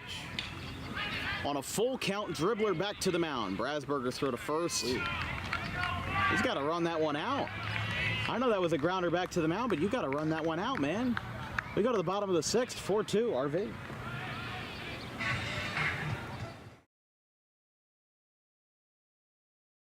Tommy D's Home Design Center has opened a second location on Creek Road in Belmar, operating in Philadelphia for over 25 years and now expanding into South Jersey. Tommy D's is the place to go for kitchen cabinets, countertops, and cabinet accessories, heavily discounted compared to big box retailers. Stop in, take a seat, and watch as our experienced kitchen designer makes the kitchen of your dreams right in front of you. Tommy D's is the best in the business for quality kitchen countertops and cabinets that fit all budgets. Call us today at 856-210-9504 or visit the new location in person on the corner of Creek Road and Harding Avenue in Belmar next to the 42 on-ramp.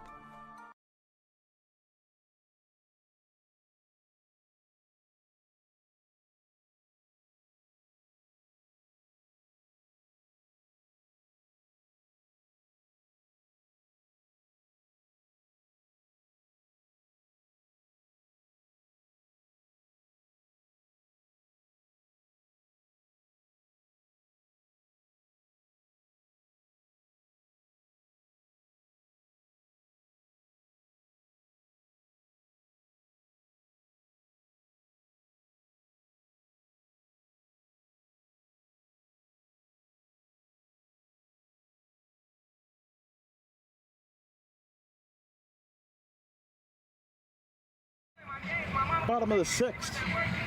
Rancocas Valley leads 4-2. And right now they are just 6 outs away from number 6 to advancing to the Final Four of the Diamond Classic and denying Gloucester Catholic an opportunity to repeat as they did over Delsea last year. I mean, a Delsea and Gloucester Catholic final is still in the possibilities, because the winner of this game plays the winner of Lenape and Cherry Hill West in a couple of days.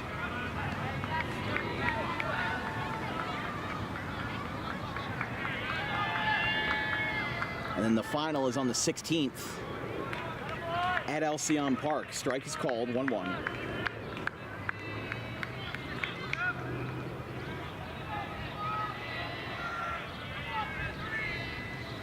Some more out-of-town score updates. Audubon leads Paulsboro 18-3 in the top of the 5th.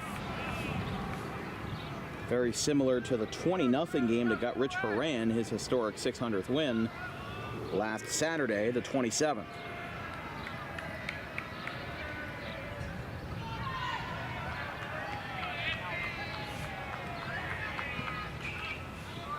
Fouled back.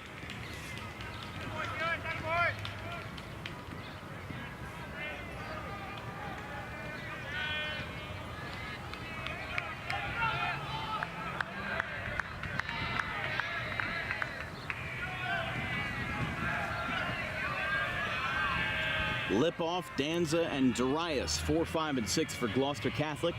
Here in the bottom of the 6th. Big opportunity to make some noise. And time is called.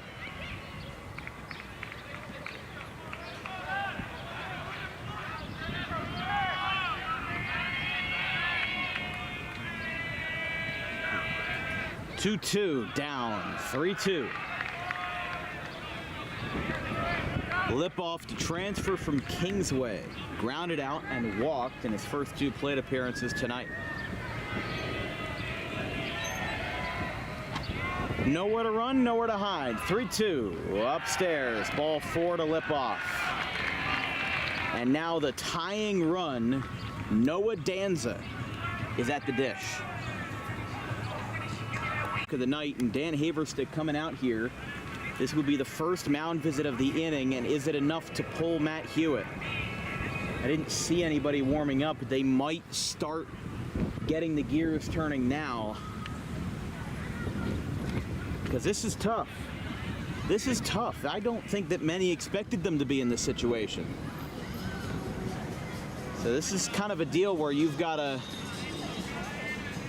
fight through thick and thin. Hewitt's been your guy, but is anybody in the bullpen going to be as, as mind-bending to Gloucester Catholic? Because they've obviously seen something in Hewitt, or maybe they haven't seen something in Hewitt that has thrown them off tonight. And maybe they'll pick up on a bullpen pitcher quicker. But Danza back up here. With a runner on first, 4-2 game.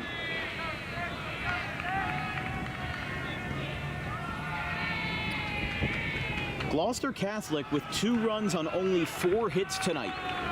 They had a single in the first by Bogart, a single in the second by Darius, a single in the third by Marziani, and a single in the fourth to drive in a run by Darius. Darius is the only batter to have more than 1 hit tonight. Strike called.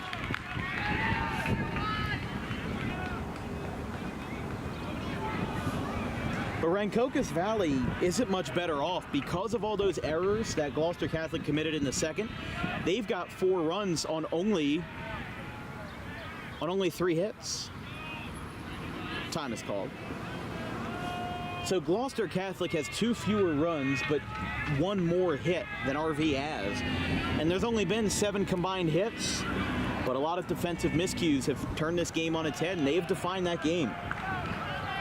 Because if Adams doesn't reach on the E3, Viant probably doesn't hit the 2-run double. And after that, what about Dom Gomez? He reached on an E4 by Bogart. A lot of that is probably a little more muted, and we might be talking about a tie game here instead of a Rancocas lead. Strike is called. 2 strikes against them now.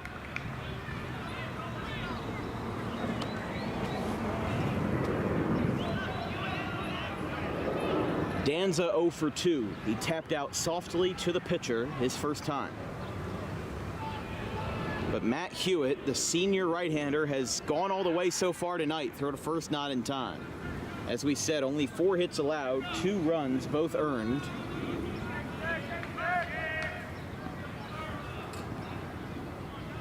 And only 1 strikeout to his name. That one's outside. His lone strikeout was to Marziani, so Gloucester Catholic has put the ball in play, but not nearly as much as they would like. That one's poked foul. You could hear the unusual sound off the bat.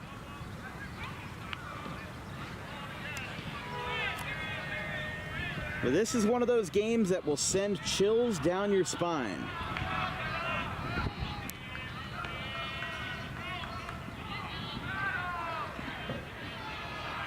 Count is full with the tying run in the middle of the order, smack dab in the middle at the dish. Hewitt with the most adversity he's endured tonight. That one hit him in the ankle, and the tying run is aboard. He'll shake it off. And obviously wincing in a little bit of pain here. No Haver stick yet, but wow. Yeah, you can tell he's not 100% there getting down the first. And that's your shortstop too. That's a primary position of need. They're not exactly expendable like that.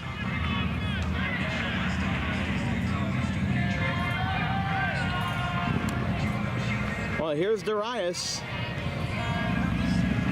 Miami commit. He's bit Rancocas the most tonight. He has struck twice.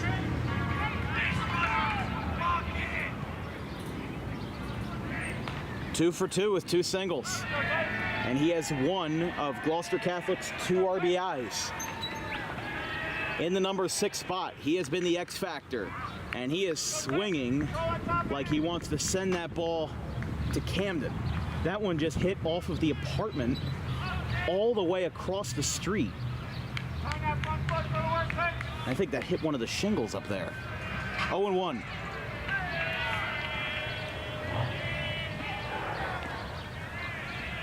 Two on, nobody out. Go ahead run at the dish. Tying run is 270 feet away. Oh, he got fooled. 0-2. He was swinging like there's no tomorrow. And that is either what saves you or it's what kills you. Because you could tell he was swinging for the fences there, but what fence is there to swing for unless you're pulling it down the line? It's quickly 0-2. With Lynham on deck, here's a ground ball out to second. He flips it for one. They get the one out. And that's all. So Danza is retired. So a fielder's choice and a productive one at that. Haver stick on the top step. I don't know if he's waiting for permission from the umpire. I don't know if he's making the switch yet. If a coach comes out for a pitching change at any point during this inning, which it doesn't look like he will right now, that will mean the end of Hewitt's night.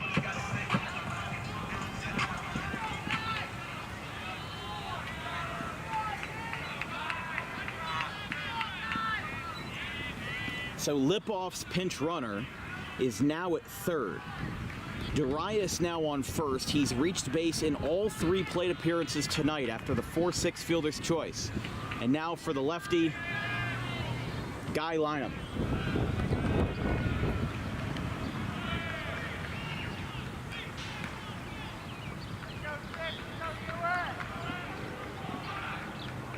Noah Danza, the Virginia commit, was stopped at second base on the fielder's choice. Here's the 1-0. Strike called, 1-1. Rancocas Valley has a right-hander warming in the pen, and that is number 21. Or is that Matt Garino out there? I can't tell with the jersey number. No, that is number 27, Cade Albertini. 1-1. Downstairs, 2-1.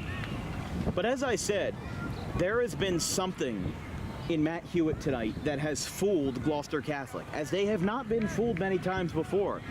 In fact, not once this year have they been fooled. 17-0 record says it right there on paper. 2-1. Lynham takes outside, 3-1. So does Albertini have the same magical wizardry that Hewitt has that has shut down GC tonight? I don't know, because as soon as you get into that bullpen, that might flip a switch in Gloucester Catholic that makes this game turn on its head. They're down to their final 5 outs, and the tying run is on base. That is ball 4 inside, and the bases are loaded. Albertini just ran in from the bullpen during that at-bat, and I think he might take a minute to rest. Are they going to pull him here? No, they're giving the sign to Hewitt, and he will face another batter with the bases loaded.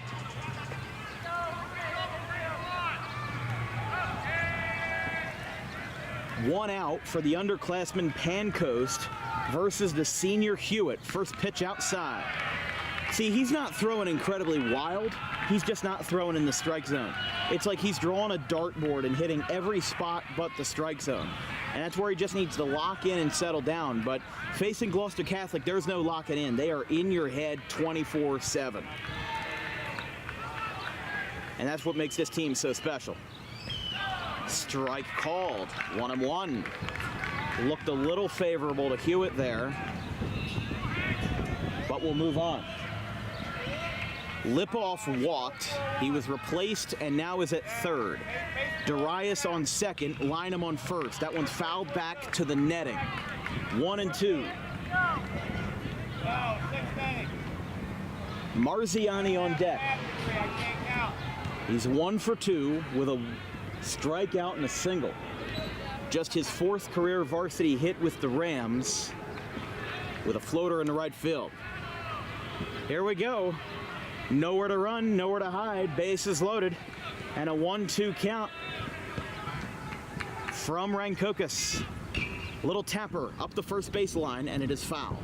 Still 1-2.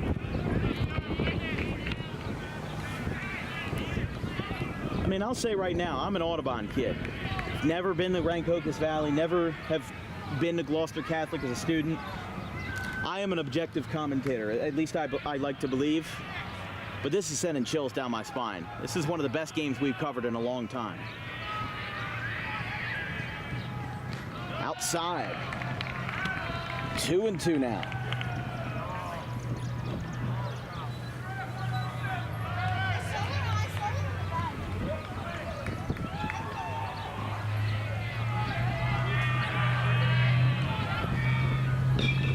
Fly ball foul over towards Browning Road. That one went into the trees. Had home run distance, but not a home run angle. And it's still 2-2 to Pancoast. Like I said, there's no settling for less here. It's do or die time. Bases loaded, 1 out. Rancocas leads 4-2 over the number 1 seed Gloucester Catholic. He takes strike 3, 2 down. And the biggest strikeout yet for Matt Hewitt is just his 2nd of the afternoon. And the bases are still loaded for Marziani.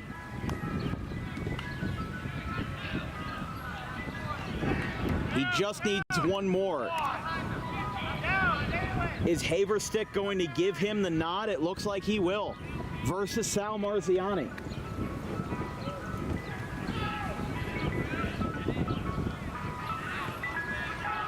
Marziani was the subject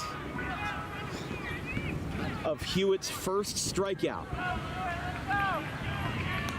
In the 5th inning, he had none up until that point. And now with the bases loaded, he looks to strike. Well, would like to thank the Mr. Softy guy for turning off his jingle in such a serious moment. I didn't want my, call of this play to be undercut by that. I'll take an Oreo shake later. I'll take it tonight, not now. That can wait. But what can't wait is right now. Sal Marziani, the number 9 hitter who got his 4th career varsity hit with a single in the 3rd. He struck out in the 5th. First pitch. Strike called on a breaking ball. 0-1. Now the throw is high over the infield. Oh my goodness, that was almost a mistake of the century. but he hangs on to it. Viant threw the ball over Hewitt's head, but luckily it was taken in. And now it's 0-2. Gomez was able to save that ball before it got any trouble. First three for Rancocas in the 7th will be Viant, Gomez, and Bartletta.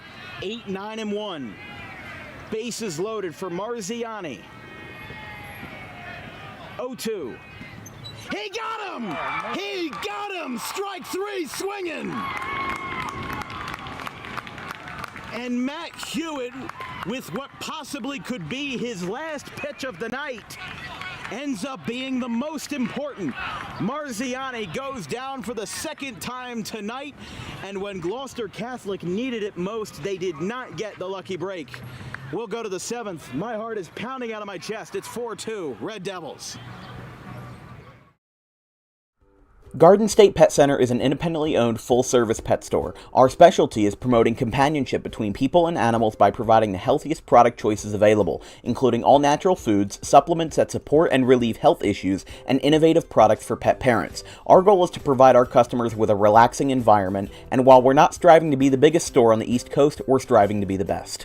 No other pet store will make you feel at home like we do. At Garden State Pet Center, we view pets as members of the family. We don't believe in fast, high-pressure sales, but instead matching up the right pet with the right owners, as you are making a lifelong commitment. Together with our team members, we would like your visit to our store to be both enjoyable and educational. Simply drop in and take a look around. View the birds, reptiles, small animals, toys, food, cages, and miscellaneous items. Learn of the services we have to offer and decide for yourself if this is the store you'd like to call your home away from home.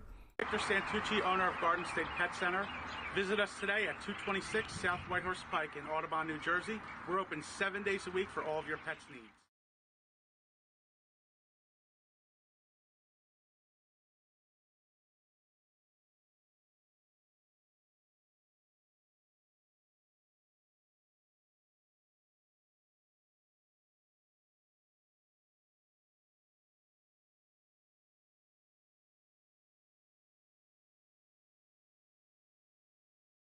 Watch what could be a historic night for Rancocas Valley as they look to punch their ticket into the Final Four. The first man to face Brassburger is Elijah Viant. Outside, Gloucester Catholic has an arm warming up in the bullpen in case things go awry, as if things haven't gone awry already. Rancocas Valley's only runs of the game came in the 2nd inning, and they have been riding on those fumes ever since. Gloucester Catholic has threatened at every turn. They've snapped the jaws, but they haven't bitten. They haven't locked it down. Here's the pitch to Viant. Strike called. 3-1 now. Viant, Gomez, and Bartletta, center fielder. 8, 9, and 1 for Rancocas Valley. Strike called.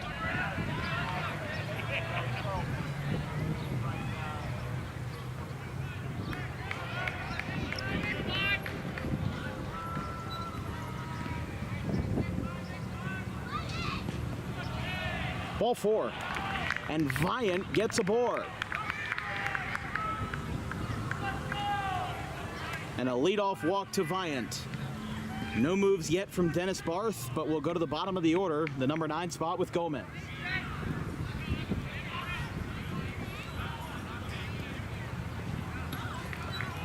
Dom Gomez, 0 for 2, reached on an error his first time, came around to score. He flew out to right his second time.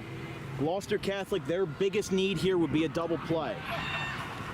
You just got to shut it down. Here comes a bunt. Back to the hill. They might have a chance at it, but they do not. They're going to throw back to second, and he is safe.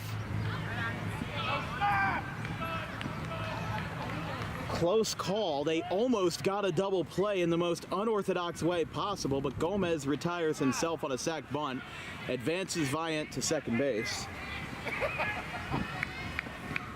And now Viant's pinch runner That being number 29, who is not on our roster, unfortunately. Takes over at second base. Strike one. Now Jackson Smollett started this game for Gloucester Catholic. He only threw one inning, and when he allowed a single in the second, they immediately pulled the plug on him. And Brassberger, as a very long reliever, has been in ever since. And he is responsible for 3 of RV's 4 runs tonight. Now, as we said, RV had a pitcher warming up in the place of Hewitt, and that was the sophomore Cade Albertini. So who knows what's going to happen in the bottom of the 7th? I honestly have no idea. There's the pitch to Bartletta. Lines this one in the left field. That's going to be a fair ball. It goes into the corner. This is the insurance run that everyone's been asking for. RBI double. Jake Bartletta, 5-2. Bartletta lets one go into the corner, scoring. Elijah Viant's pinch runner. And Rancocas Valley has delivered another hefty blow to GC. It's 5-2.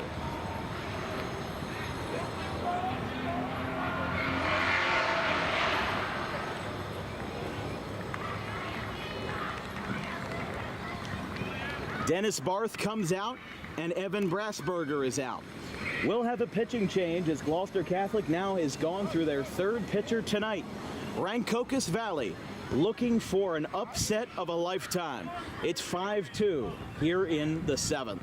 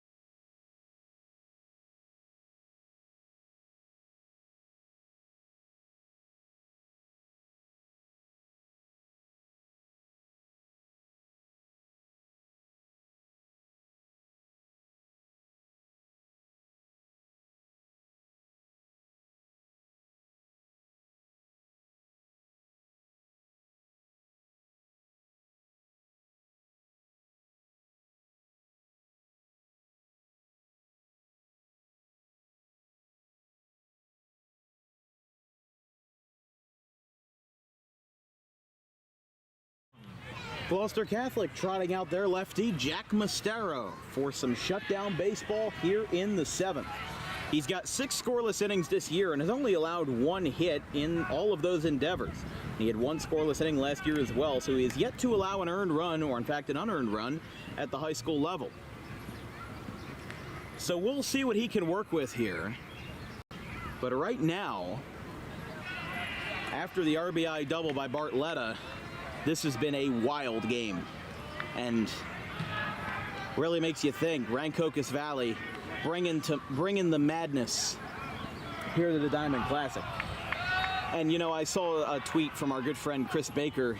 He said, March Madness? No, May Madness. This is exactly what we're seeing right now. Mastero delivers outside to the lefty, Alvarez. There's a strike called. 1-1. Alvarez struck out looking his last time.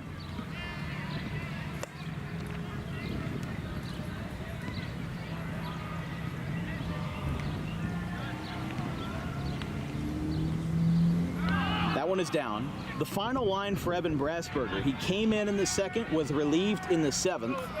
So his final line is going to be 5 1/3 with 6 strikeouts.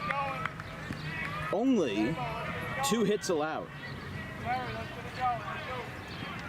This RBI double by RV with Bartlett at the top of the card was only their 5th hit of the night, and they've scored as many runs.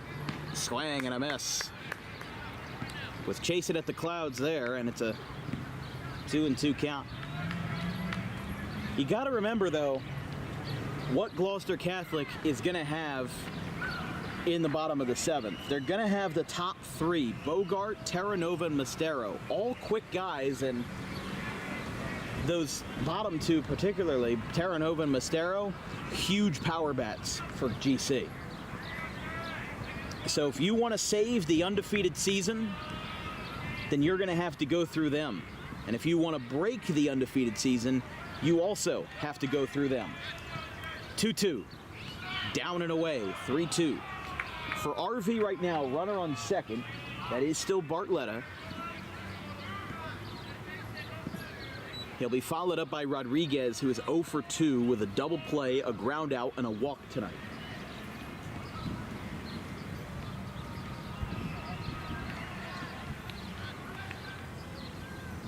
This one's a line drive into center field. Terranova makes the catch, 2 away. Gloucester Catholic is 1 out away from turning the ball over and hanging on for dear life. They're going to try to kick this game into overdrive and hope you don't miss a gear while doing so. And here is Angel Rodriguez.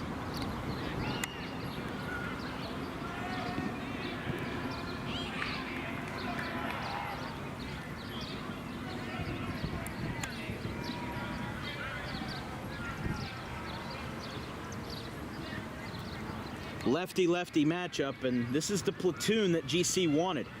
You put in a lefty for these 2 outs because you know that Alvarez and Rodriguez are both lefties, and in a situation that RV's in, you're probably reluctant to pinch hit for them in this situation.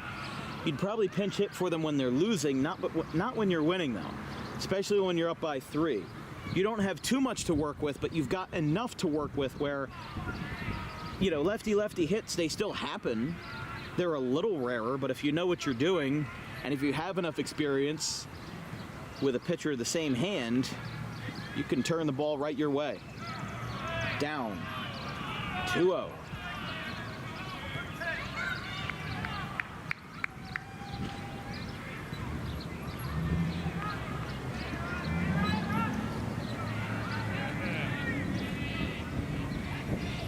From Mastero, runner on second. As there's a strike called, 2-1.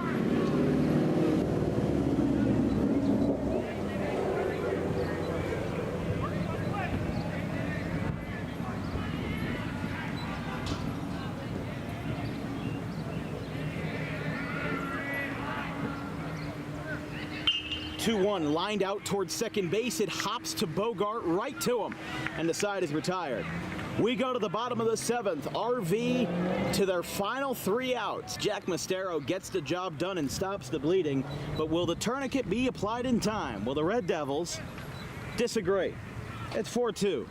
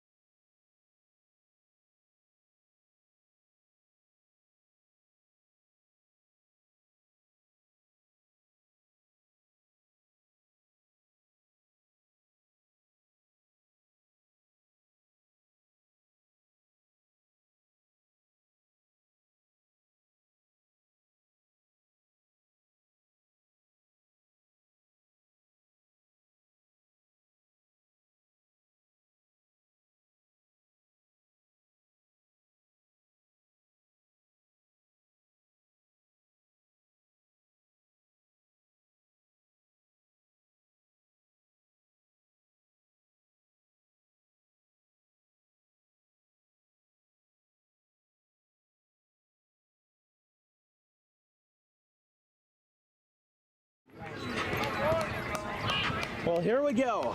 Do or die time. Glad you all are joining us here from Joe Barth Field. I'm Dan Wilkins with my producer, Vincent Folks. We've got an excellent day for an excellent game. Rancocas Valley leads Gloucester Catholic 5-2. They got an insurance run in the top half after Bartletta got an RBI double. And now closing it out after 6 strong innings from Matt Hewitt will be the sophomore Cade Albertini. He hasn't allowed any runs this year, or for that matter in his varsity career. Just 2 1/3 innings pitched and 32 pitches thrown this year in 3 appearances. 1, 2, and 3 for Gloucester Catholic, and possibly the last 3 if Albertini shuts him down. First pitch called a strike, 0-1. I mean, this is, if we saw in college basketball a 9 seed upsetting a 1 seed, it would be interesting and it would be fun, but it wouldn't be as important or as consequential or even as earth-shattering as this is. Rancocas Valley is good. Don't get me wrong. There's a swing and a miss, 1 and 2. But Gloucester Catholic is unbeaten. They are 17-0, and in the minds of many people, we thought they would never lose again. And don't get me wrong, they can still come back. They've got 3 runs and 3 outs to go. But they've just got to get there first. 1-2 from Albertini, outside. Good frame by Viant, but it's 2 and 2. This year for Albertini, 2 appearances of an inning each versus Washington Township and Williamstown, just a third of an inning versus PVI.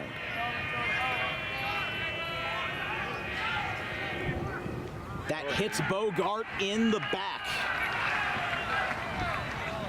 And he is loving it.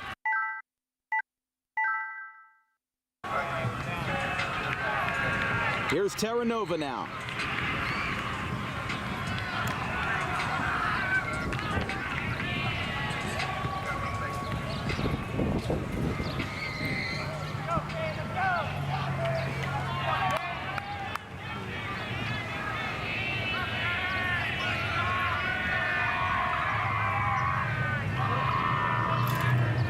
Terranova, first pitch, that hits him right in the lower leg. It hit him in the leg. It hit him actually right in the kneecap. He is down. Dennis Barth comes running out, and he is writhing in pain.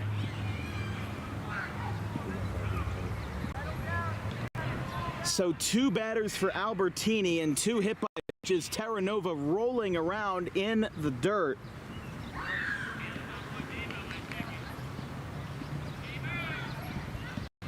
And he is being attended to by the Gloucester Catholic coaches. That was right in his right knee. It got him in the kneecap.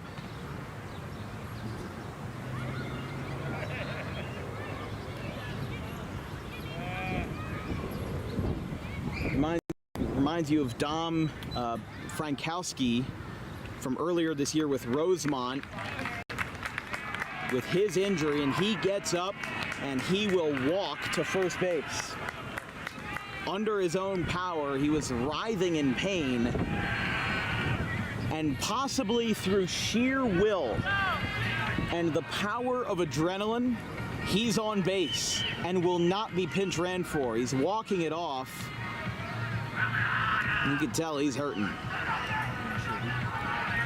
Let's take a look at that DWB replay. Terranova, first pitch, that hits him right in the lower leg. It hit him in the leg. It hit him actually right in the kneecap. He is down. Dennis Barth comes.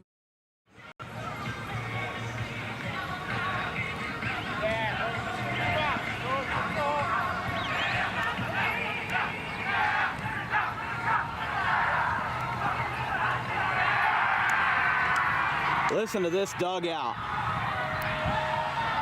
They are hyped up. Terranova still having some trouble over at first. But here is Mastero now.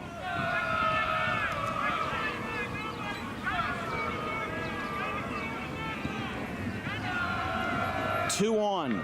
Mastero, the tying run the dish versus Albertini, who has been hit with 2 plunks tonight. First pitch is a strike on a breaking ball.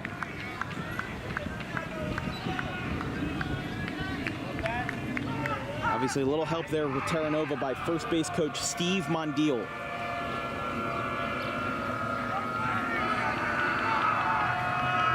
The 0-1 from Albertini with the tying run at the dish to the power-hitting lefty.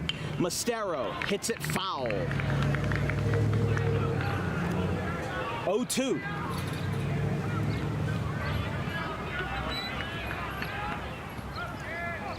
Obviously not what you wanted for RV. I mean, this is what I was talking about. They went to the bullpen and that magic was not the same that they had with Hewitt. Just couldn't replicate it. But now Gloucester Catholic looking to get right back into the game here with Mastero. 0-2. At the letters. It's high, 1-2. Steve Mondial, I apologize.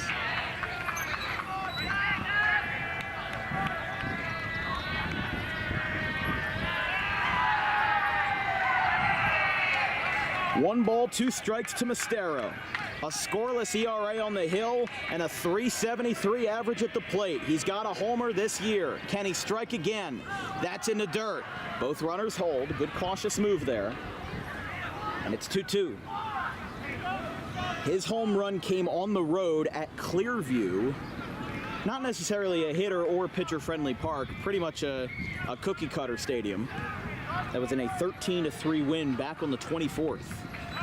On deck is the catcher Lipoff, who has had an eye for RV tonight with 2 walks. And after that, Noah Danza and Tate Darius if we get there. 2-2. That's high, 3-2. Oh boy. I'm shaking right now. This is wild. This is intense. And Mastero, in one of the biggest at-bats that he has had in his illustrious career, versus the sophomore, Albertini. That's ball 4, bases loaded. And Gloucester Catholic has been rejuvenated with the biggest injection of life that we have seen all season from a team that has not lost and a team that refuses to lose. Here is Lipoff.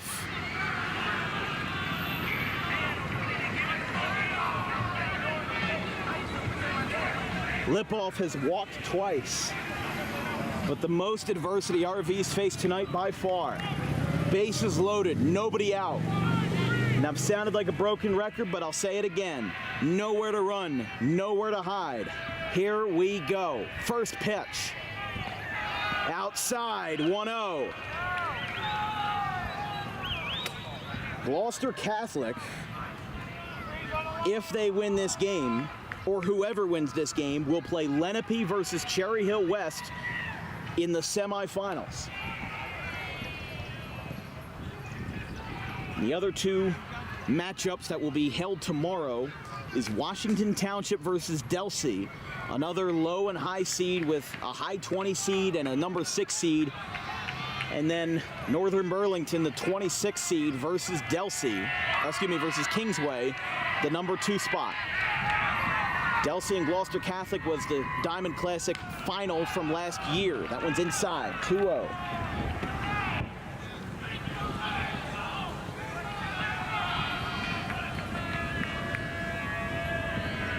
Lipoff technically 0 for 1, as his only at-bat was a ground out to third, 2-0. Strike right down the pipe. Didn't think he was going to get that for a second.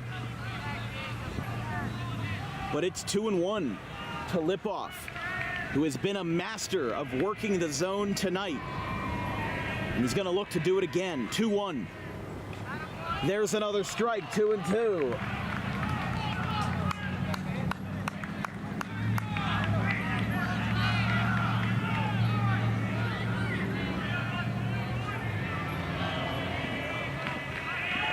Two balls, 2 strikes from the sophomore Albertini with just 2 innings in his varsity career, fouled back.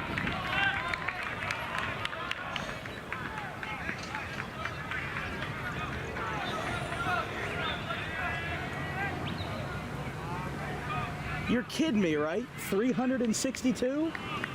That just shattered the record by over 120. Oh my God. No, it said 362 on the screen. Oh, yeah. Oh my gosh. Thank you all so much.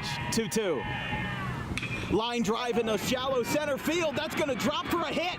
1 run scores. 2 runs are going to score. It's 5-4. And Terranova goes down as he crosses the plate. RBI single for Lipoff. And Terranova hobbling back to the dugout. He got the full rotation. But it's now 5-4 as a 2-run single by Lipoff makes it a 1-run game.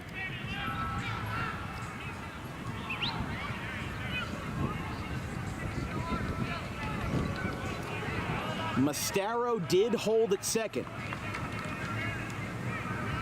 And Albertini in plenty of trouble here.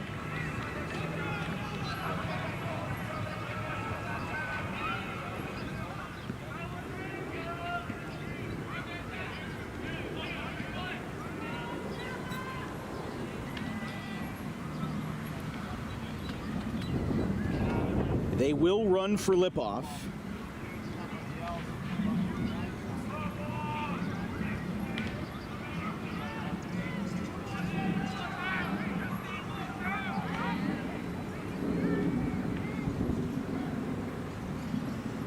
So Lipoff, the catcher, will be pinch ran for.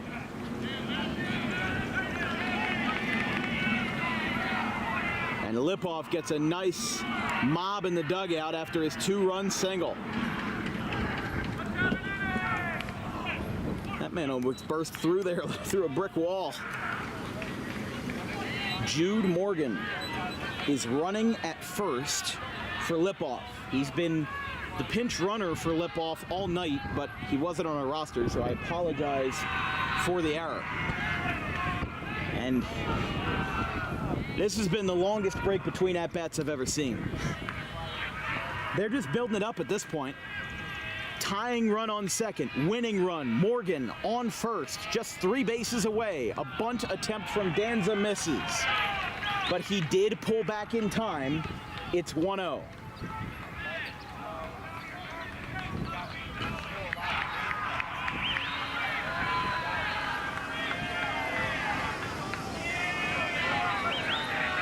Albertini still no outs and 2 on. Here comes the bunt. That is a strike.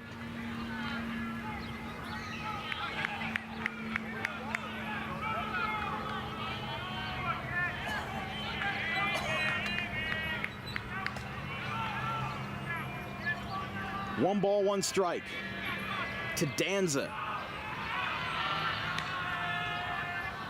He bunts, and it will go back to the backstop. Both runners advance.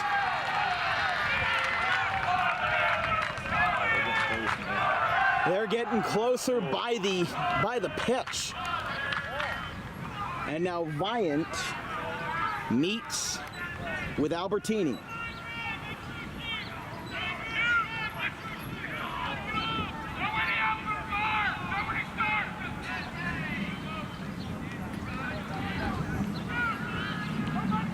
Two balls, 1 strike to Danza with the tying run on third. He fouls this one back. It's 2-2.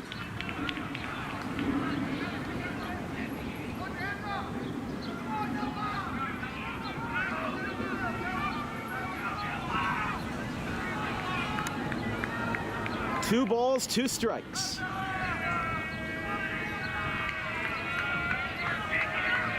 With nobody out in the tying run 90 feet away. Lipoff on second, the winning run inside. 3-2. So here's the breakdown. Mastaro is on third. Morgan is on second. If Morgan scores, it's game over. Because it's 5-4 right now, and RV has been hanging on by the skin of their teeth. 3-2. That's high and away, ball 4. And the bases are loaded. Gloucester Catholic with the turnaround of a lifetime. I mean, this is what I was talking about. as soon as RV dug into that bullpen, they were due for trouble. They were due for trouble right away. And with a chance to win it, needing both of those runners to score, it's Darius. 2 singles tonight and a hit by pitch. Let's go, Tate! No, that's my boy. Yeah, no outs, bases loaded.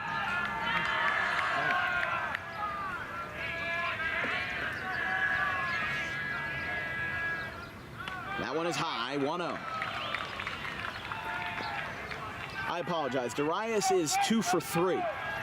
2 singles, but he also had a fielder's choice. Still productive. He's gotten on base 3 times. 1-0 to the Miami commit, and Darius pops this one up high in the air to shallow right. Rodriguez goes in. He can't see it. He doesn't see it. The ball drops. The game is tied. The game is tied. He just dropped the ball in broad daylight. It's 5-5.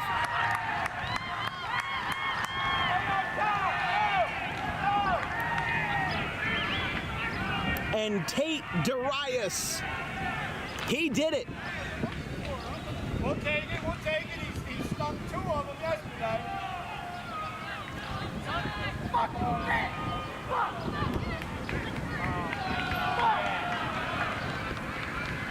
Yeah, that's about how I'd feel too. The single by Darius puts the winning run on third, 90 feet away. Bases loaded for Lynham. First pitch. This one goes out to second. They'll throw to the plate. The throw is wide. Did he tag the bag? No, he didn't. And Gloucester Catholic survives another day in the Diamond Classic with a walk-off win off the bat of Lynham.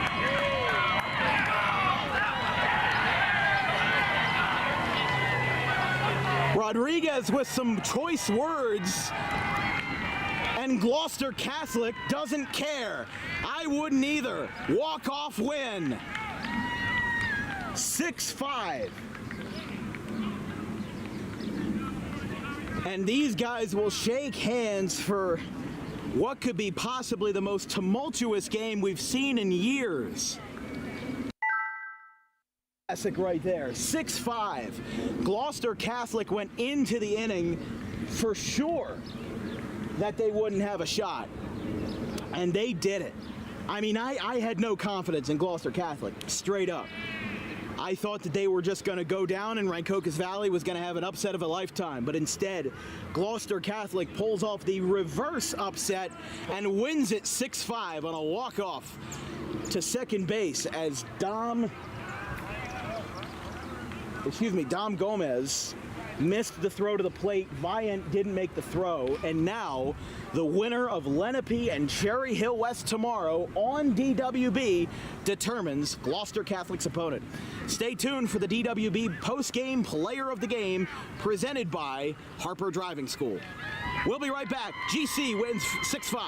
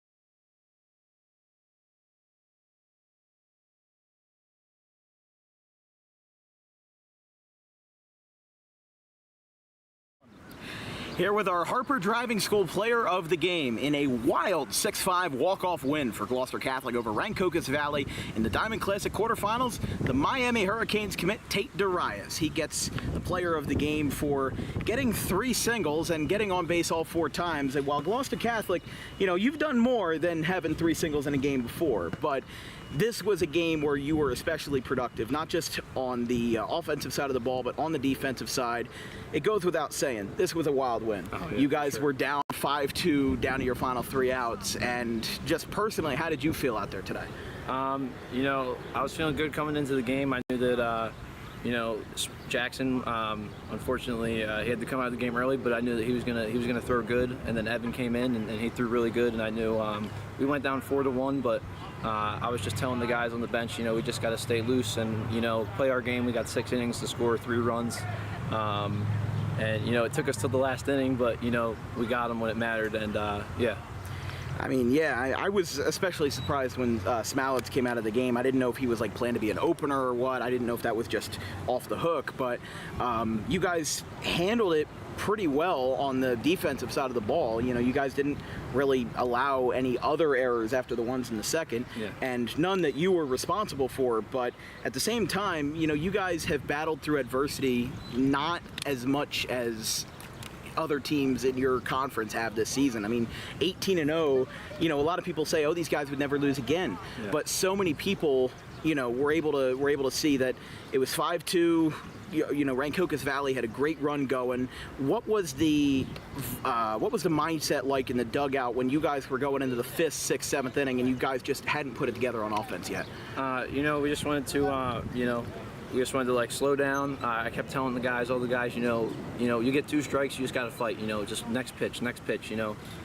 We face a lot of good pitchers, and I know that our guys aren't going to go down without a fight. And we hit with 0-2 in practice all the time, and I just preach to the guys, they'll get to the next pitch, choke up, put the ball in play. You never know what can happen. And we had a lot of really good at bats coming down the stretch, and I ultimately think that's why we came away with the W.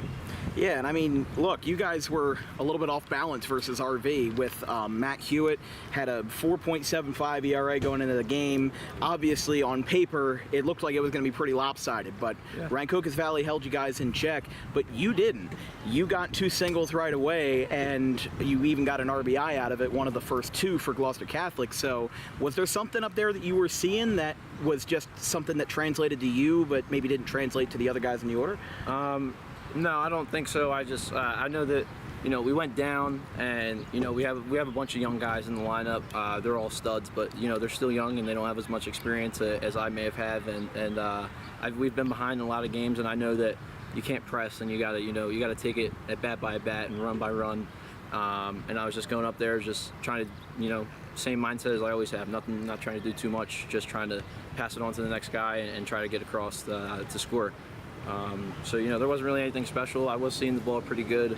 I was getting into good counts, and yeah, once you get in the good counts and you're seeing the ball well, you're probably going to get some good results. So. And that's very true. I mean, that bottom of the 7th inning, it counts as a single in the scorecard, but it was maybe the most wild at bat I've ever seen. The pop up to right field. When did you realize that was coming down and it wasn't going to be in the glove?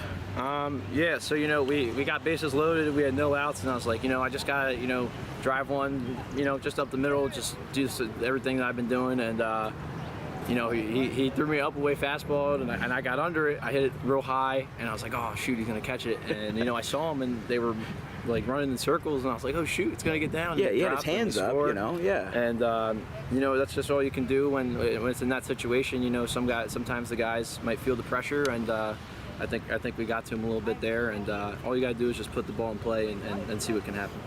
And after this game, you guys will play either Lenape or Cherry Hill West. Now, Lenape is one of the 3 kind of Cinderella stories of this Diamond Classic. You've got Washington Township, Northern Burlington, and Lenape. I mean, Lenape's always been good, but just because of how the seeding works in this tournament, they were pretty low. They beat Mainland, they beat another guy, they beat Morristown, and now they are in the Elite 8, and they play Cherry Hill West tomorrow. So regardless of who you play on Saturday, what does that clubhouse feel like going into this Final Four of the Diamond Classic? We always talk about among the guys, and a lot of people, the public, we're the #1 team in the state, and we're a top team in the nation, and we can't go out there just thinking that we're better than people, because that's not always how it works. And some teams, will come out and they want it more, and that's why they win games. I keep preaching to the guys that every game is a new game, and we got to leave the rankings and all that stuff aside and play our baseball, because that's why we're so good, because we go out there and we play hard every game. But yeah, we did expect to be here. It was a little tougher than we expected, but we got the job done, and it's a new ball game now. It's 0-0, and we're going to come out with the same mindset against whoever we play. And I think that I've always thought going into the year that we might be able to go back to back, and I still feel strongly that we're going to do so. So we just got to take it game by game. Especially after tonight, those chances are definitely getting higher. We are going to close with our signature, I guess you could say, scorecard signing, just anywhere on the bottom there. Right. Make it nice and big. You'll have to get used to it down in Coral Gables. All right, appreciate it. Tate Darius, your player of the game with 3 singles and an RBI here in the 6-5 win for Gloucester Catholic. Sir, go Rams.